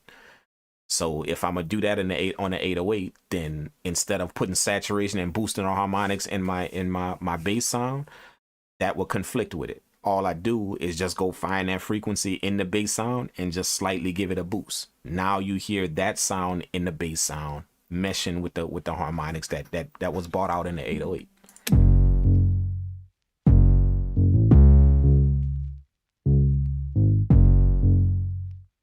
I'm serious, man. Like, you know, by no means, I mean, like when you guys hear me talk like this, you know, like by no means am I some crazy, you know, mathematical genius or some crap like that, man, that y'all hearing me talk like this and all of these terms that I'm using.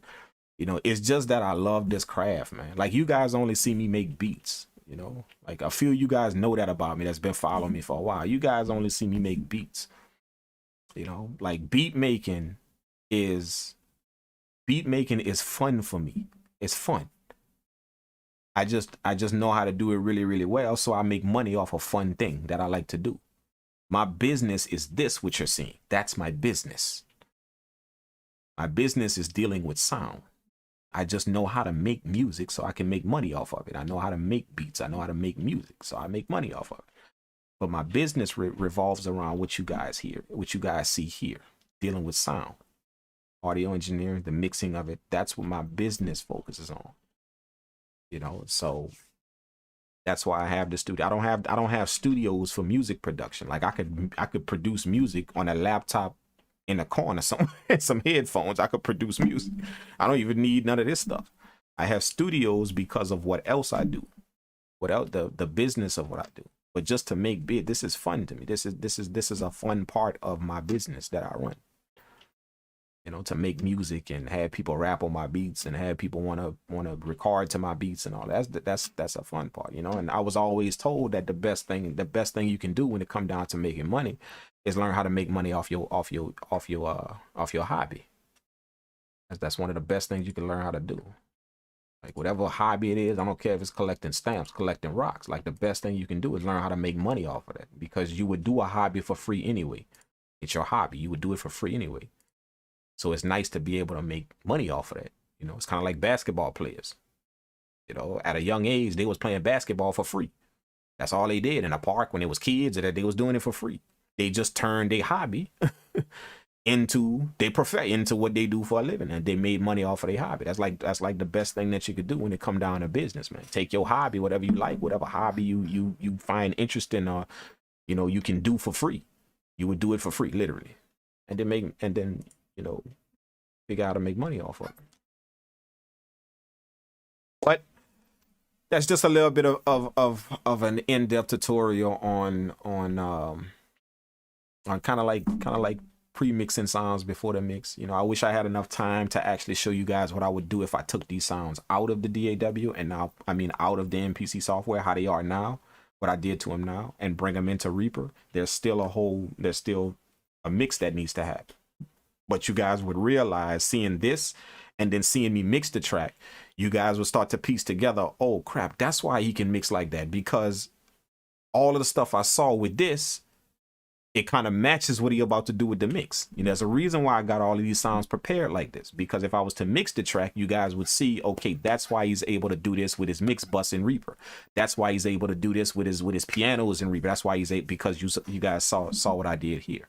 So it's almost like I prep my sounds to now be mixed. I was doing all of this with my mix in mind, the mix that's gonna happen, the final mix. So this was just prep, and that's what gain stage. I mean, that's what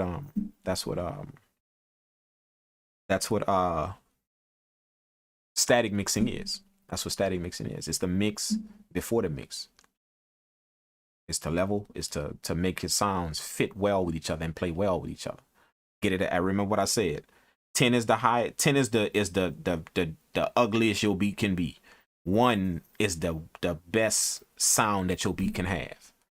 Your job, before it goes into your software, before you start mixing anywhere, before you start the final mix of how this beat is going to turn out, your job is to get those sounds, when you choosing them out of your VSTs and your sample, get those sounds as close to 1 as possible. You don't want to have to start mixing starting from a 10 and going down to a 1 to get it to sound nice. In the premix, get those sounds as close to 1 as possible. Get it to like a 5 or a 4. That way, when the final mix come, all you got to do is go from 4 to 1. It's easier to go from 4 to 1 than going from 10 to 1. And that's what a lot of people mix with. They choose all these sounds, don't pay attention to the tones, don't pay attention to the frequencies, don't pay attention to, now here it is, you're ready to mix the beat. You're starting at a 10. You're starting with all these sounds out of whack. Now, some kind of way you got to make all this come down to a 1. All them steps in between, you got to make that come down to a 1. But if you was making a beat with all of this in mind, choosing the correct tones, understanding where to put them, how to shape them, you will find yourself at the end of your beat making, you done brought yourself all the way down to like a 4. Now it's just from a 4 to a 1. Just that little space, you got to mix your track. Boom, boom. The track sound nice. It's mixed. Everything is good. It's ready to go out. So there y'all have it, guys. I hope you guys enjoyed it.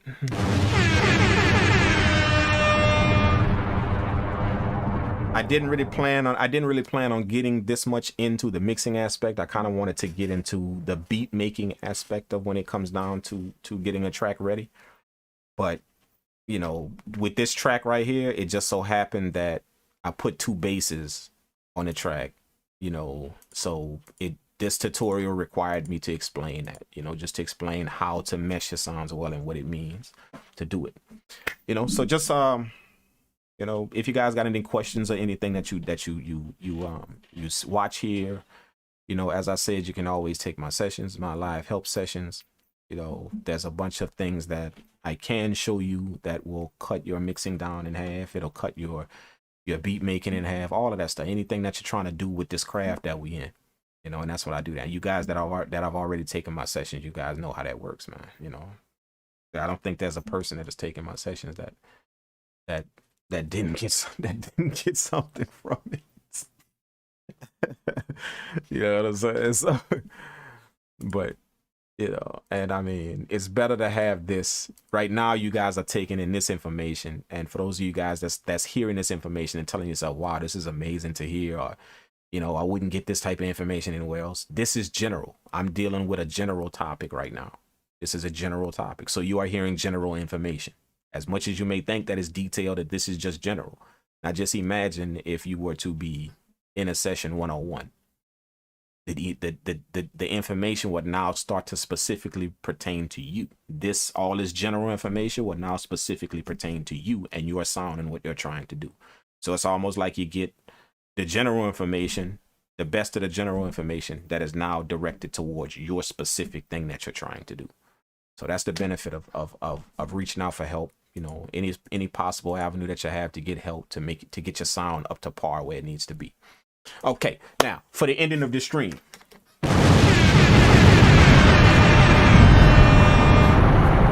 Wait, we got a few. God said I appreciate all the knowledge, big homie. Thank you. Appreciate it, man. Appreciate it, man. Anything to help out, man. That's my only job here. That's my only goal here, man. To help out in the producer community, man. Get you guys a little bit of information that you just may not find anywhere else. Program said, my question is more about submitting your sample-based music on DistroKid. Submitting your sample-based music on DistroKid. Just clear, DistroKid will not, if you're worrying about if the reason why I'm assuming you're asking sample based music is because you're worried about copyrights and clearance. Like, remember, DistroKid will now put the purpose of DistroKid is to put your stuff out there. That's the purpose of it. So if you are putting sample based music out there, just make sure that you have everything in order to where it can now be put out there. That's the gist of that. It's very simple. Just make sure that you have your stuff in order where your sample, but it's not illegal to make beats with samples. Like, understand that. Understand that. Everybody think, oh crap, I grabbed a sample off of YouTube and I made a beat. Oh man, I'm going to hell. That's not how it works. No, it's not illegal to make beats with samples, man. I don't care who sample you use. Go grab Marvin Gaye sample, Aretha Franklin sample, go grab whoever sample and go make however many beats you want. It becomes illegal when it's time for you to now take that product and go redistribute it somewhere. DistroKid is a redistribution site. It's to distribute your music to platforms that make money. So you are now crossing the line whenever you decide to do that with sample-based production that is not yours. You are now crossing the line. To make stuff with, basically what I'm telling you guys is to make stuff, to create stuff with samples. No, don't worry about nobody coming beat down your door and look inside your studio, your hard drive, and jump on your case because you got the Isley Brothers sample that you made this beat. Ain't nobody finna do that, bro. You know what I'm saying? Nobody finna do that just because you made the beat. Nobody finna do that just because you made the beat. No. Making beats are not illegal with samples. Make all the beats you want to use, whatever samples your heart desires and whatever you want to use. But when you are now stepping into realm of taking that beat you made and going redistribute it for some type of profit, to somebody, now you are pushing the lines of the limit. You are pushing it. So if DistroKid is a redistribution site, it's one of the redistribution sites or distributing sites. So watch that. There you go. Watch that. If you got sample-based production, make sure you have everything in order before you just go flailing that out and telling DistroKid, yeah, put my stuff on iTunes. Make sure you got everything in order, my man. And in order means, make sure that, if you got some kind of paperwork, some kind of something that says, yeah, I can use this sample, I can redistribute. Not I can make beats with the sound, I can make music with it. No, I can redistribute it. That's what you need. Something that says I now can redistribute it, which is what any record label will give you. I mean, not any, but that's what a record label will give you, or a publishing company will give you if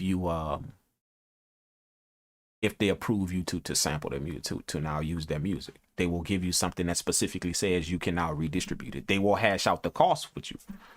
Some of them will sell it to you up front for an upfront cost. Give us, they'll look at what you're trying to do, look at what you stand to gain, and they're going to give you an upfront cost. Like if you stand to gain $20,000 off of whatever you about to do. I mean, they may charge you about 5 to 8. They're not going to charge you 50-50, but they may charge you about 5 to 8 grand. If you stand to gain 20 off of whatever you're trying to do with their music, so they may charge you up front, or they may, if they see a long-term benefit that you're about to do with their music, long-term, not just go put it out somewhere and make this little piece of change and that's it. If they see something long-term that you're trying to do with that project, then they may hash out some type of percentage because it's just smart business to look for the long-term bread and not just that little short upfront payment. You look for you look for the thing that can keep coming in the future, not the thing that you just get right out of the gate. So, just keep all of that in mind, man. Thank you guys for tuning in, man.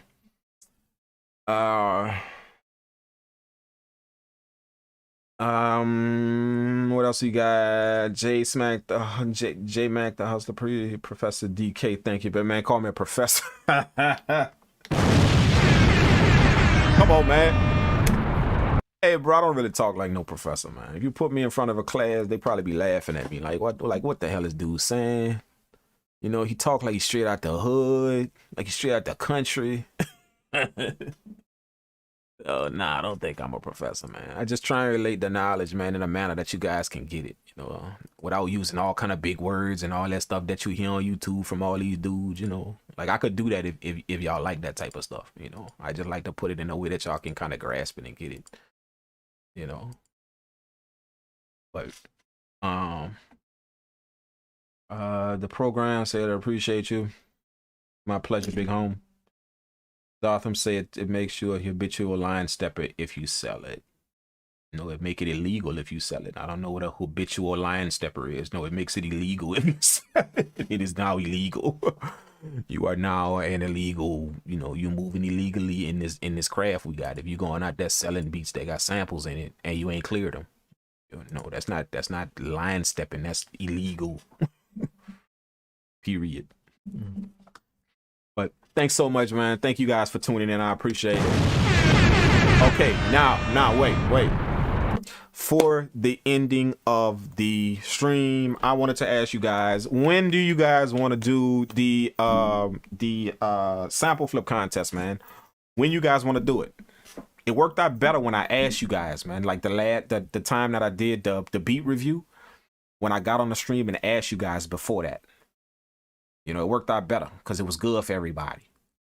You know what I'm saying? So it's the beginning of the week. Now it's up to you guys. What I was trying to do is I was trying to get it in probably Wednesday or Thursday. You guys tell me when y'all want to do that, man. Make sure you guys tell me when y'all want to do that. Leave it in the chat, man. Leave it in the chat. What y'all think would be a good day for you guys. I could set the date all I want, but it worked out a little better when I came on the stream right before we did it, and I asked you guys about when y'all wanted to do the sample, when y'all wanted to do the beat review.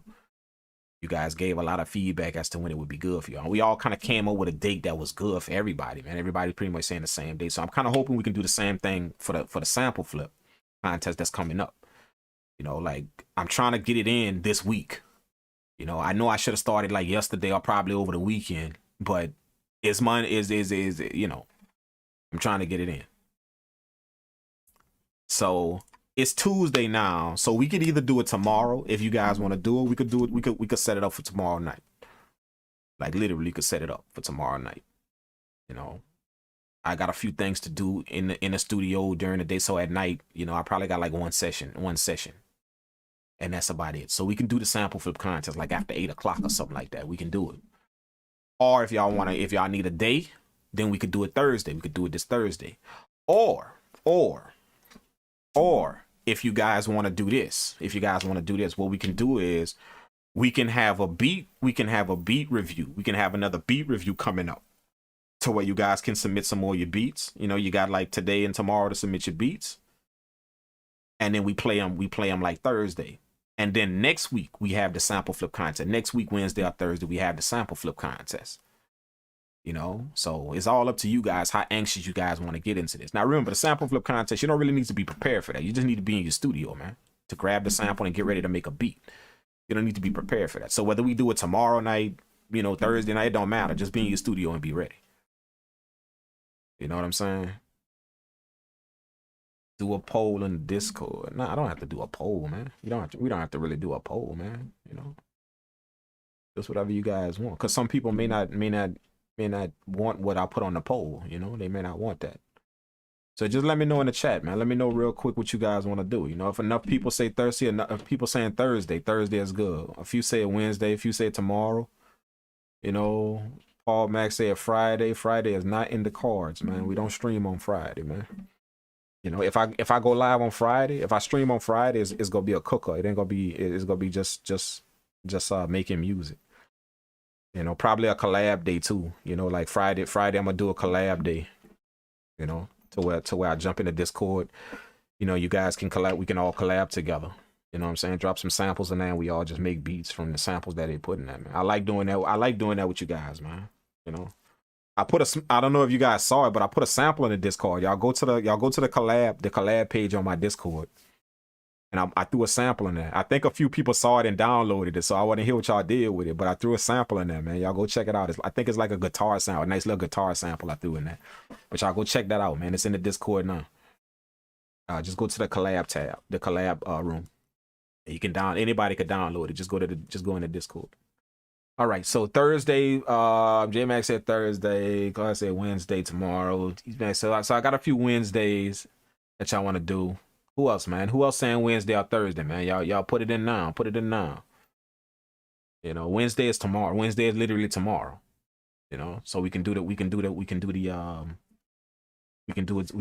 if y'all want tomorrow, then we meet back here at the same time, probably about about this time, probably a little bit later than that, probably about 7:30, 8 o'clock we'll do it. And yeah, man, we hook up at this time, 8 o'clock, something like that, Eastern Standard Time. You know what I'm saying? KCB, hey, did you update the MPC? Not yet, man. We have answered that question 45 times during the stream. Not yet, big dog. Haven't updated yet, man. I like to wait for an update. You know, I don't get it the first day. I don't jump on it for the first day. I wanted to mess up you guys' system first before it messes up mine. So I like to use all of y'all as like, you know, as like my test subjects, man. So y'all go ahead on and download that. Go ahead on and deal with it, mess with it, do all kind of stuff. And then I'll just keep my ear to the ground and hear what people got to say about it. You know, first, see if it's blowing up machines or if it's wiping out hard drives or if Akai got a bug that did this to your machine. I want to take in all that stuff first, man. And then I'll go download it. So usually about 2-3 weeks I give it before I actually go jump on something, man. You know. You know. So another one said Thursday. One said Wednesday. So pretty much everybody. I mean, I'm seeing mostly Thursdays, man. A few people say Wednesday, but I'm seeing mostly Thursday, man. It's like more people say Thursday. You know. So what y'all want to do Thursday? Let me know in the chat what y'all want to do Thursday. Do y'all want to do the beat collab? I mean, do y'all want to do the collab? The beat collab night to where we all collab in the Discord. Do y'all want to do the sample flip contest Thursday, or do y'all want to do a beat review Thursday? Anyone we can do Thursday. Now that we know the date is gonna be Thursday night. Anyone we can do. Don't matter. You know, if y'all need a little time for one of the two, then pick the other one. You know, if y'all need a little time, like a few people need a little time because they want to make some dope tracks before they submit them for the beat review. So y'all might not want to do the beat review Thursday. You know, sometimes it take a little while to get your tracks together before you submit them. So maybe y'all might not want to do the beat review Thursday. Maybe y'all want to do the sample flip contest Thursday. It's all up to you guys. Thursday, let's see what we got. Come on, man. Y'all let me know. Claudio said beat review on Thursday. J Mac the Hustler said beat collab on Thursday. All right. We got a beat collab, we got a beat review. Who else? So not the sample flip. Nobody look like nobody want to do the sample. Everybody like, nah, we gonna put that hour on hold. You know, I bet y'all was sweating. I know a few of y'all was sweating, boy, trying to get that beat done in an hour, man. B collab, another one said B collab. All right, we got a few B collabs for Thursday. All right, then let's do that, man. You know, let's meet up on Thursday, man. We're gonna meet up on Thursday. That's what we're gonna do. Let's do that. Let's meet up on Thursday. And we're gonna jump in the Discord on Thursday, man. B collab coming up on Thursday, man. So y'all make sure y'all back. Go spread the word on y'all social media. Make sure y'all tag me. You know, go spread the word on y'all IG. Tell all of y'all producer buddies come join the Discord. Come meet up here on Thursday, and we're gonna collab, man. We're gonna throw some samples in the Discord. And yeah, see what we can come up with, man. You know? All right. The program said I actually can do the flip, but only on iPad because I'll be at work, man. Yeah, just do it on whatever you comfortable with. Just do whatever you comfortable with, man. The sample flip contest is a time contest. It's like you got an hour to make a beat with a sample that I put in the Discord. You download the sample, and I drop it in the Discord. That's when the timer starts. You got an hour to make a beat and submit it back into the Discord. So I would advise using whatever you are comfortable with, you know. Just use whatever you are. If that ain't the time, whenever you under a clock, that ain't the time to go using some software to experiment. Like use whatever you are comfortable with to make your beats. Whatever you can work with very quickly, efficiently, use that. That way you can have something submitted in before the clock run out. It's just an hour, man. An hour go by like that, especially when you're making a beat, you know. So, but look like we're gonna be doing a beat collab, man. That's what we're gonna do on Thursday. Let's do the beat collab on Thursday. We're gonna save the beat. I wanted to do the sample flip contest soon, but we could push that back. Let's do the beat collab Thursday night. We're gonna say what, 8 o'clock? Let's say 8 o'clock. 8 o'clock Thursday night. We're gonna do that. You know, we're gonna start off the beat collab 8 o'clock Thursday. So make sure y'all tune it in. Go put that in y'all calendars now. 8 o'clock Thursday. We're gonna start the beat collab. And yeah, man, we go the beat collab. All the beat collab is we just go throw some samples on the Discord. You guys come up with the samples that you have. The rules are there. So make sure you guys read the rules before you just start putting stuff in there. Make sure you read the rules and follow the instructions. Y'all know that's my main thing that I tell you guys. Don't just look and leap. Go follow the instructions before you do anything in this worldwide craft of making music. Read, understand before you just leap. Before you buy stuff, before you buy plugins, before you go enter people's stuff, before you always read and understand what you're doing before you do it. Don't just look and leap. Oh, that's the Discord. There it is. I'm gonna drop the sample in. Oh, there it is. No, man. You're gonna miss out on a lot in this new digital age of music production if that's how you move. You know, always understand stuff, learn it, take it in, read it, you know, do your research, all that stuff like that. When you involve a computer in something. Back in the day, we didn't have to do all of that. We just met in a room with some instruments and everybody got to jamming. That's how it worked. And then we waited on the engineer to come in and start mixing up the sounds we just came in. But that's how it worked. When you add a computer in the mix, now it requires this. So always understand that. When you are now adding a computer into something, it now requires you to understand and take in a few things, not just look and leap. So remember that. So make sure you guys read the rules. Make sure you guys read all of that and continue that throughout your whole entire beat making journey in your whole entire life. Understand. Take in stuff, understand how it works, get it, you know, do your research on it, all that stuff. That's what happens when you turn digital, you know, when you now go into a computer realm of doing something. It's a lot of information now we take in, not just skill. And you have to be able to understand and process that information very quickly. A lot of people like to bypass instructions, bypass this, and just be like, oh, there it is. Yeah, so I'm gonna send it here and do this. And when the instructions told you, no, do that. You know, so just remember that. So yeah, we're gonna do the beat collab on Thursday, 8 o'clock, 8 p.m. Eastern Standard Time. I'm gonna have it posted on the website, also on my IG as well. Thursday night, Eastern Standard Time, 8 o'clock. We all meet up here and we're gonna collab, man. We're gonna make some beats. And yeah, I do collab too. I'm not just gonna let you guys make beats with each other.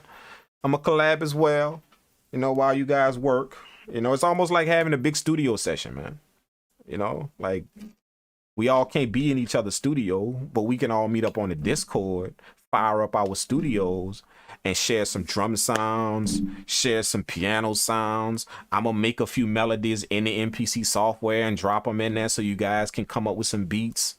You know, all of that we do on a collab night. You know what I'm saying? I'll make melodies, I'll make drum patterns, render all of the sounds out, zip them in a zip file and drop them in a Discord, man. And y'all go grab that out of the Discord and, you know, let me know what y'all did. But you gotta work fast though. You gotta be able to be online with the stream. Take your cell phone, set it up somewhere that way you could be online and follow the stream, but you could still be working in your studio. Kind of like how I'm doing right now. I got these screens here. I can follow everything that I'm doing. Plus I can still work. So that's how you kind of work on a collab night, you know. Get your cell phone, set it up somewhere so you can follow the stream. You can hear everything that's going on, but you can still work on your beat on collabing, you know. And that's how we do it, man. You know what I'm saying? And what a lot of people do, you know, like when I've been in other collab nights with other producers, collab time with other producers, you know, to make sure that your stuff gets heard, what you do is you submit your song in sections. What I mean by sections is you may not be finished the whole beat, but it's okay to put just your piano track in the Discord, or just your guitars and your piano together in the Discord, because somebody else may pick up those samples and do something totally different with it. So you don't have to wait until you finish a whole beat. Like if you're working on a beat and you make a crazy piano melody to the beat, hurry up, render the piano melody out. You know, go up here to the little icon up here in the top right here to render your track out. Where it is in the home. Go up here, hit this little red eye, this little, you know, export audio track, and render your piano melody out, or render whatever, and drop it in the Discord, man. That way somebody else could start working on that and see what they could come up with from your piano melody that you making on another beat. That's how the collab night work. You know, everybody just kind of chime in and just drop in their own sounds, bro. And it's a nice little time, man, to just browse through some sounds that everybody got or what everybody making on the spot. You know, if I make a piano melody right here on the spot, I drop it in the Discord. If I make a guitar melody on the spot, I drop it in the Discord, you know. And you don't have to wait to do that. Y'all don't have to wait till producing. Now y'all can actually go do that right now. The Discord is always open, so y'all can go in there, you know, go drop whatever in there right now, and then it's already in there for the collab night for Thursday. So y'all can do that now, man, if y'all find a sample. But just make sure you read the instructions. Like I was saying, the instructions clearly tell you to make sure that you don't post content on collab night that's owned by somebody else. Don't do that unless you have rights to it. Please don't do that. You know, don't do that. Don't do that. We don't want our stream canceled because somebody trying to post, you know, a sample from the whispers in the Discord. That's not unless you have rights to it and you giving me rights to it. You know. But that's pretty much what the rules tell you, man. You know, make sure that everything you post in the Discord is royalty free. Make sure that everything you post, you know, is either created by yourself or somebody that you are, you know, that gave you the rights to the content.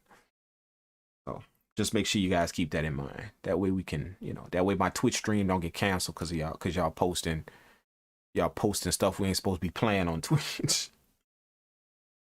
You know, so there y'all go, man. There y'all go. So Thursday night, 8:00 p.m.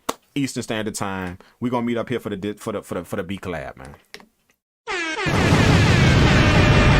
It is set. It is set in stone. Thursday night, 8:00 beat collab night. Let's do it. I'm ready. I'm fired up.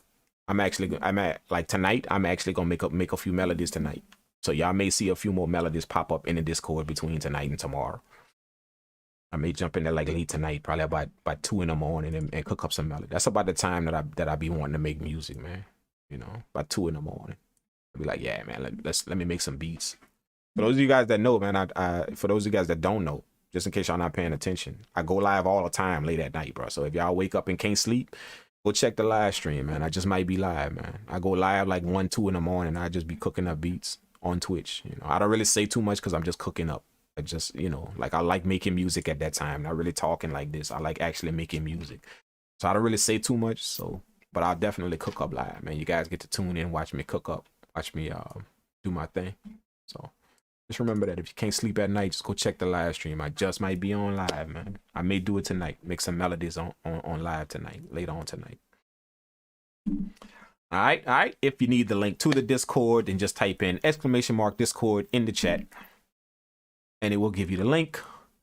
And it has literally been popping up all throughout the link, all throughout. It pops up in the chat every 15 minutes or so. So if you don't have the link for the Discord, it is in the chat somewhere. If you're on Twitch, if you on Twitch, you'll see it. You know. So, and all of you guys that are on YouTube right now, make sure you go follow the Twitch, because when we do beat collabs, when we do all that stuff, when we do beat reviews, when we do sample flip content, all that stuff is going to be played on the Twitch. You know, all that stuff is done on the Twitch. So even if I go live on YouTube, Instagram, everywhere, we turn off all of that and we party on Twitch.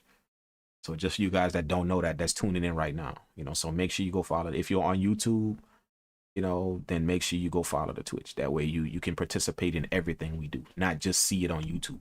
you can participate in it and do everything. Everything is done on the Twitch, man. Just remember that everything like this is done on the Twitch. Even if I'm streaming on these other platforms, if we doing something, once we get down to it, all of them other platforms we turn off and we do it on Twitch.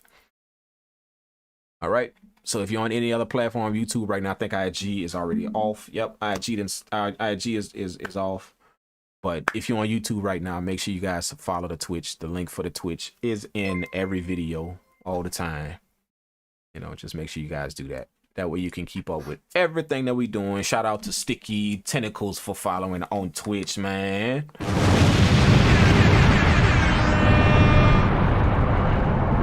Sticky Tentacles a new follow on Twitch, man. So make sure you guys do that. I try and shout everybody out that's new follows, man. So y'all welcome Sticky Tentacles to the community. Appreciate you following. And we hope we see you for tomorrow night. I mean for Thursday night for the Beat Collab night. All right, my guys, thank you so much for tuning in, man. It was a complete pleasure to be online with you guys again, man. Give yourselves a round of applause, man.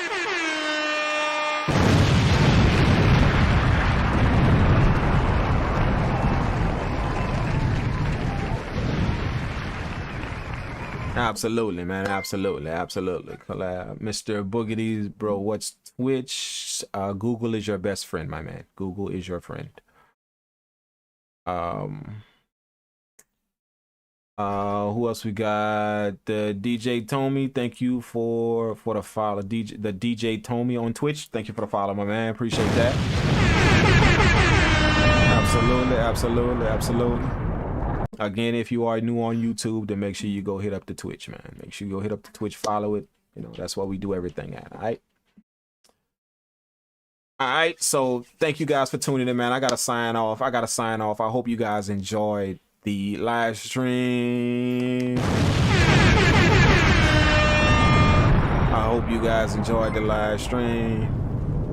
Thanks so much for tuning in. You know how we do, man. This was a lovely live stream, and I appreciate you guys tuning in, man. So I think somebody else just following on Twitch. Who else we got? I'm trying to catch all you guys. Forgive me if I'm slow. Program, just thank you for the follow on Twitch. All right, Mr. Program. We hope you join us on Thursday night, man. You know what I'm saying? Make sure you do that. All right. So listen, guys, I'm gonna sign out of here. I gotta grab something to eat, and my stomach is touching my back right now. So thank you guys so much for tuning in, man.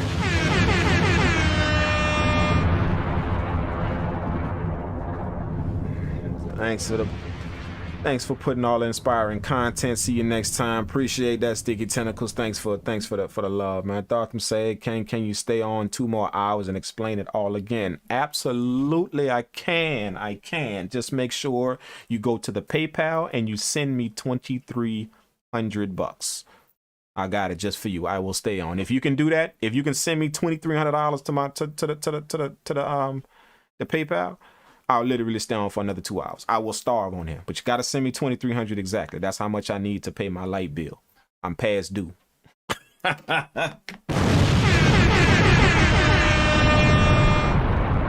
Yeah. I've been ducking and dodging the light bill company for like probably about a good year and a half. So I'm at $2,300 right now. So you can take care of my light bill for me, then bro, I'll stay online for you, man. I'll stay online for 2 hours. Explain it all again, man.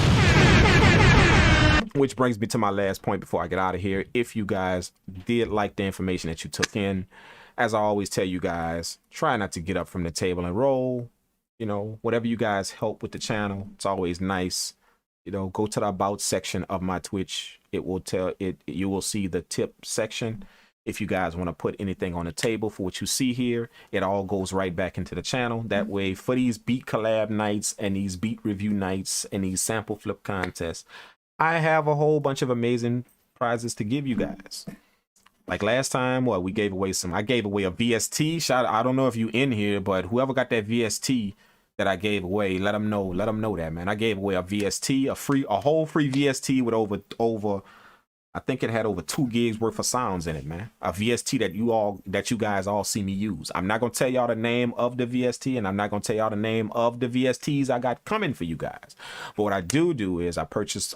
What I do is I purchase more codes for the VSTs. That way I can give them to you guys.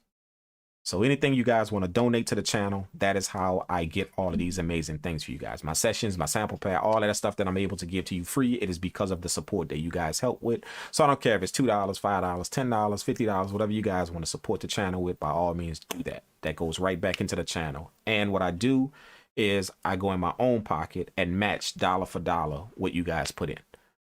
So if it's $100, then I go in my pocket and match it with another $100.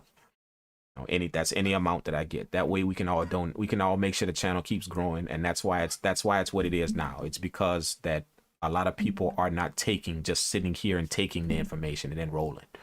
A lot of people do help with the channel, and that is very, very much appreciated. I know you guys by name. The guys that I see helping with the channel, I know you guys by name, and every time I see you guys, I always try and give you guys something. Just those people. So whether y'all hit me up on IG, whether y'all hit me up anywhere, I know you guys by name. I try and give you guys something for doing that, man. So, what I mean by don't get up and run from the table is, how we do when we eat a meal, we kind of forget that the waitress got to eat too. She was on point with her drinks. She got your stuff ready. She got your meal down on the table. Everything was all good. You literally enjoyed yourself.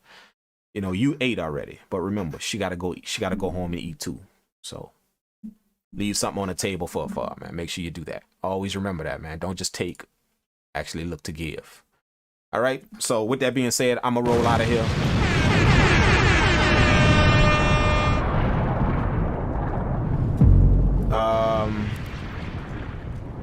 What we got right here? Hey Kang, when you come in with the new packs, I do have a new kit that is coming. I have a drum kit on the way, which I am testing now. The sounds that you hear in my YouTube video for the past, I say maybe month, is the sounds that I'm testing in the drum kit. Most of them, some of them, most of them, sounds that I'm testing in the drum kit. So I'm just kind of testing them out, making sure everything is good for you guys. There are a few more sounds that I want to change and I want to put in there. It takes me a while to make a drum kit. Doesn't take me too long to make sample packs, melody, loop kits. But to make a drum kit, it takes me a while because drums need to be crafted and they just got to be on point, man. You guys know from my Dungeon drum kit, like it took me a hot minute to make that. Took me at least about 2.5 months to make the Dungeon drum kit from scratch. And you can clearly go see what work was put into that drum kit.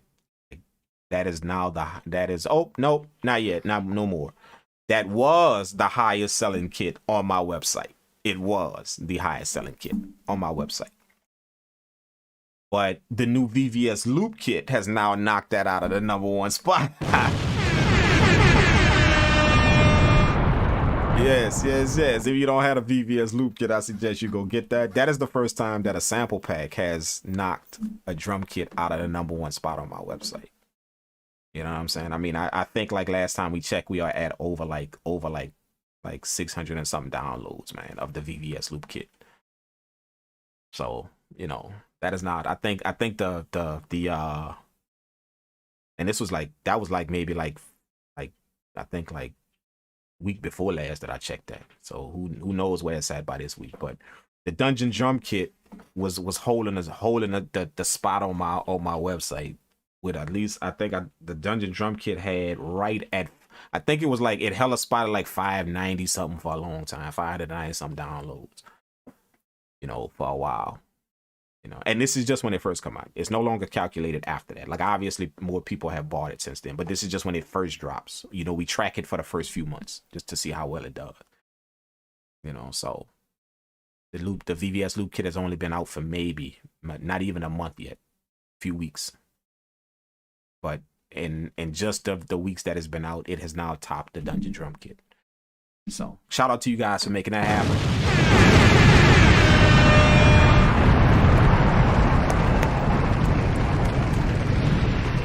You guys really deserve a round of applause for that one, man. For supporting the stuff we got going on. And I wouldn't say I wouldn't keep doing that if there was no support for it like that. You know, obviously you guys like the sounds, you like the loops, you like all of that. So, you know, I don't think y'all got, I think y'all got better stuff to do with y'all money. So I think y'all actually spending it with you know, because it's a good product. When y'all hear it, it's a good product. That's what I believe. So I'm gonna keep doing it as long as you guys want it, man. I'm gonna keep bringing y'all some nice sounds, man. And it is my custom crafted loops, man, for my own, you know, my own brain, my own mind, my own know-how. You know, so it's actually sounds that I would use in beats, you know. So thank you guys so much for tuning in.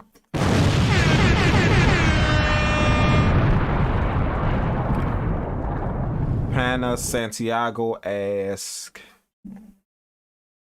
wait, hold up. First of all, thank you, Mr. Boogity, for following on Twitch, man. Appreciate that. See what I'm saying? Mr. Boogie Down. Thank you for that. The dude just asked what's Twitch. Now, see how you went find that out so quick? I didn't even look. That's what I'm talking about, man. You know, when you do your research, man, you can get stuff done efficiently and quickly. There you go, man. So we hope to see you on Thursday night, Mr. Boogie Down. Mike, why Israel is just getting on, but your content always is on point. I respect your grind. Thank you, man. I appreciate that. Mikael, I appreciate that, man. Thanks so much. Santiago, what are you mastering? What are you mastering VSTs you? What are your mastering VSTs you use? Mastering VSTs. Mastering plugins I use. Mastering plugins I use. To be honest with you, I just use what the track calls for, man. Like, you know, I don't have a set, you know, I use waves, I use obviously DMG audio, that stuff. But I use what the track calls for, man. Like every track is a different experience. It's a different sound, different way I wanna bring it out. And I don't master tracks. If you're talking about songs, then yes, I master songs, but I've never mastered a beat ever in my entire life. All the beats I've sold, all the beats that I've went to offer to record labels, to clients, I've never mastered a beat ever in my entire life. Two masters don't make a right. I went through this in my last stream. Two masters don't make a right. If you master a beat, what's going to happen when the vocals go on it? Are you going to master it again? Think, man, think. Don't master a beat, man. Get your sound up to par, especially if it's going out for an artist. Don't master a beat, man. Get your sound up to par. Get your sound good, mix it well, you know, make sure the volume is nice and good, and that should be good enough for somebody to do something with your beat, man. You don't need to master a beat. It is not necessary at all.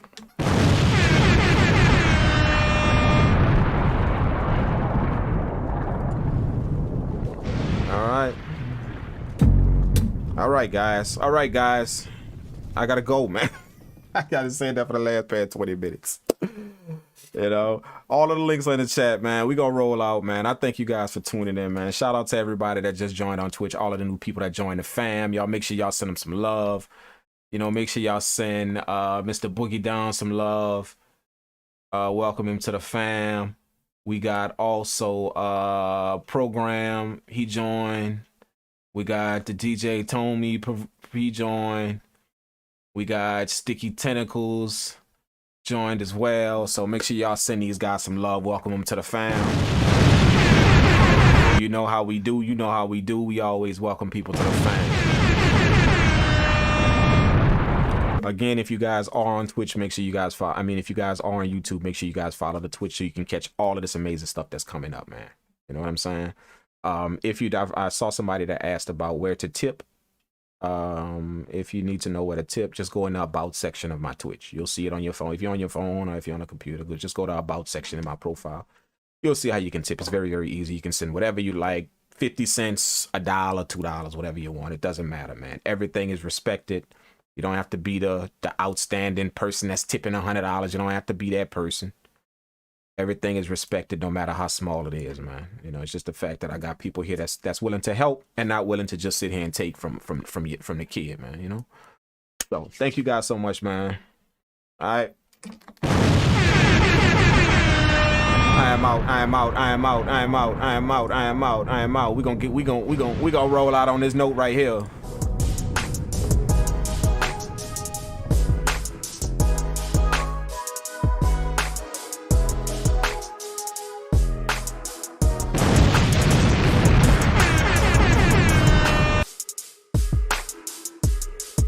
Turn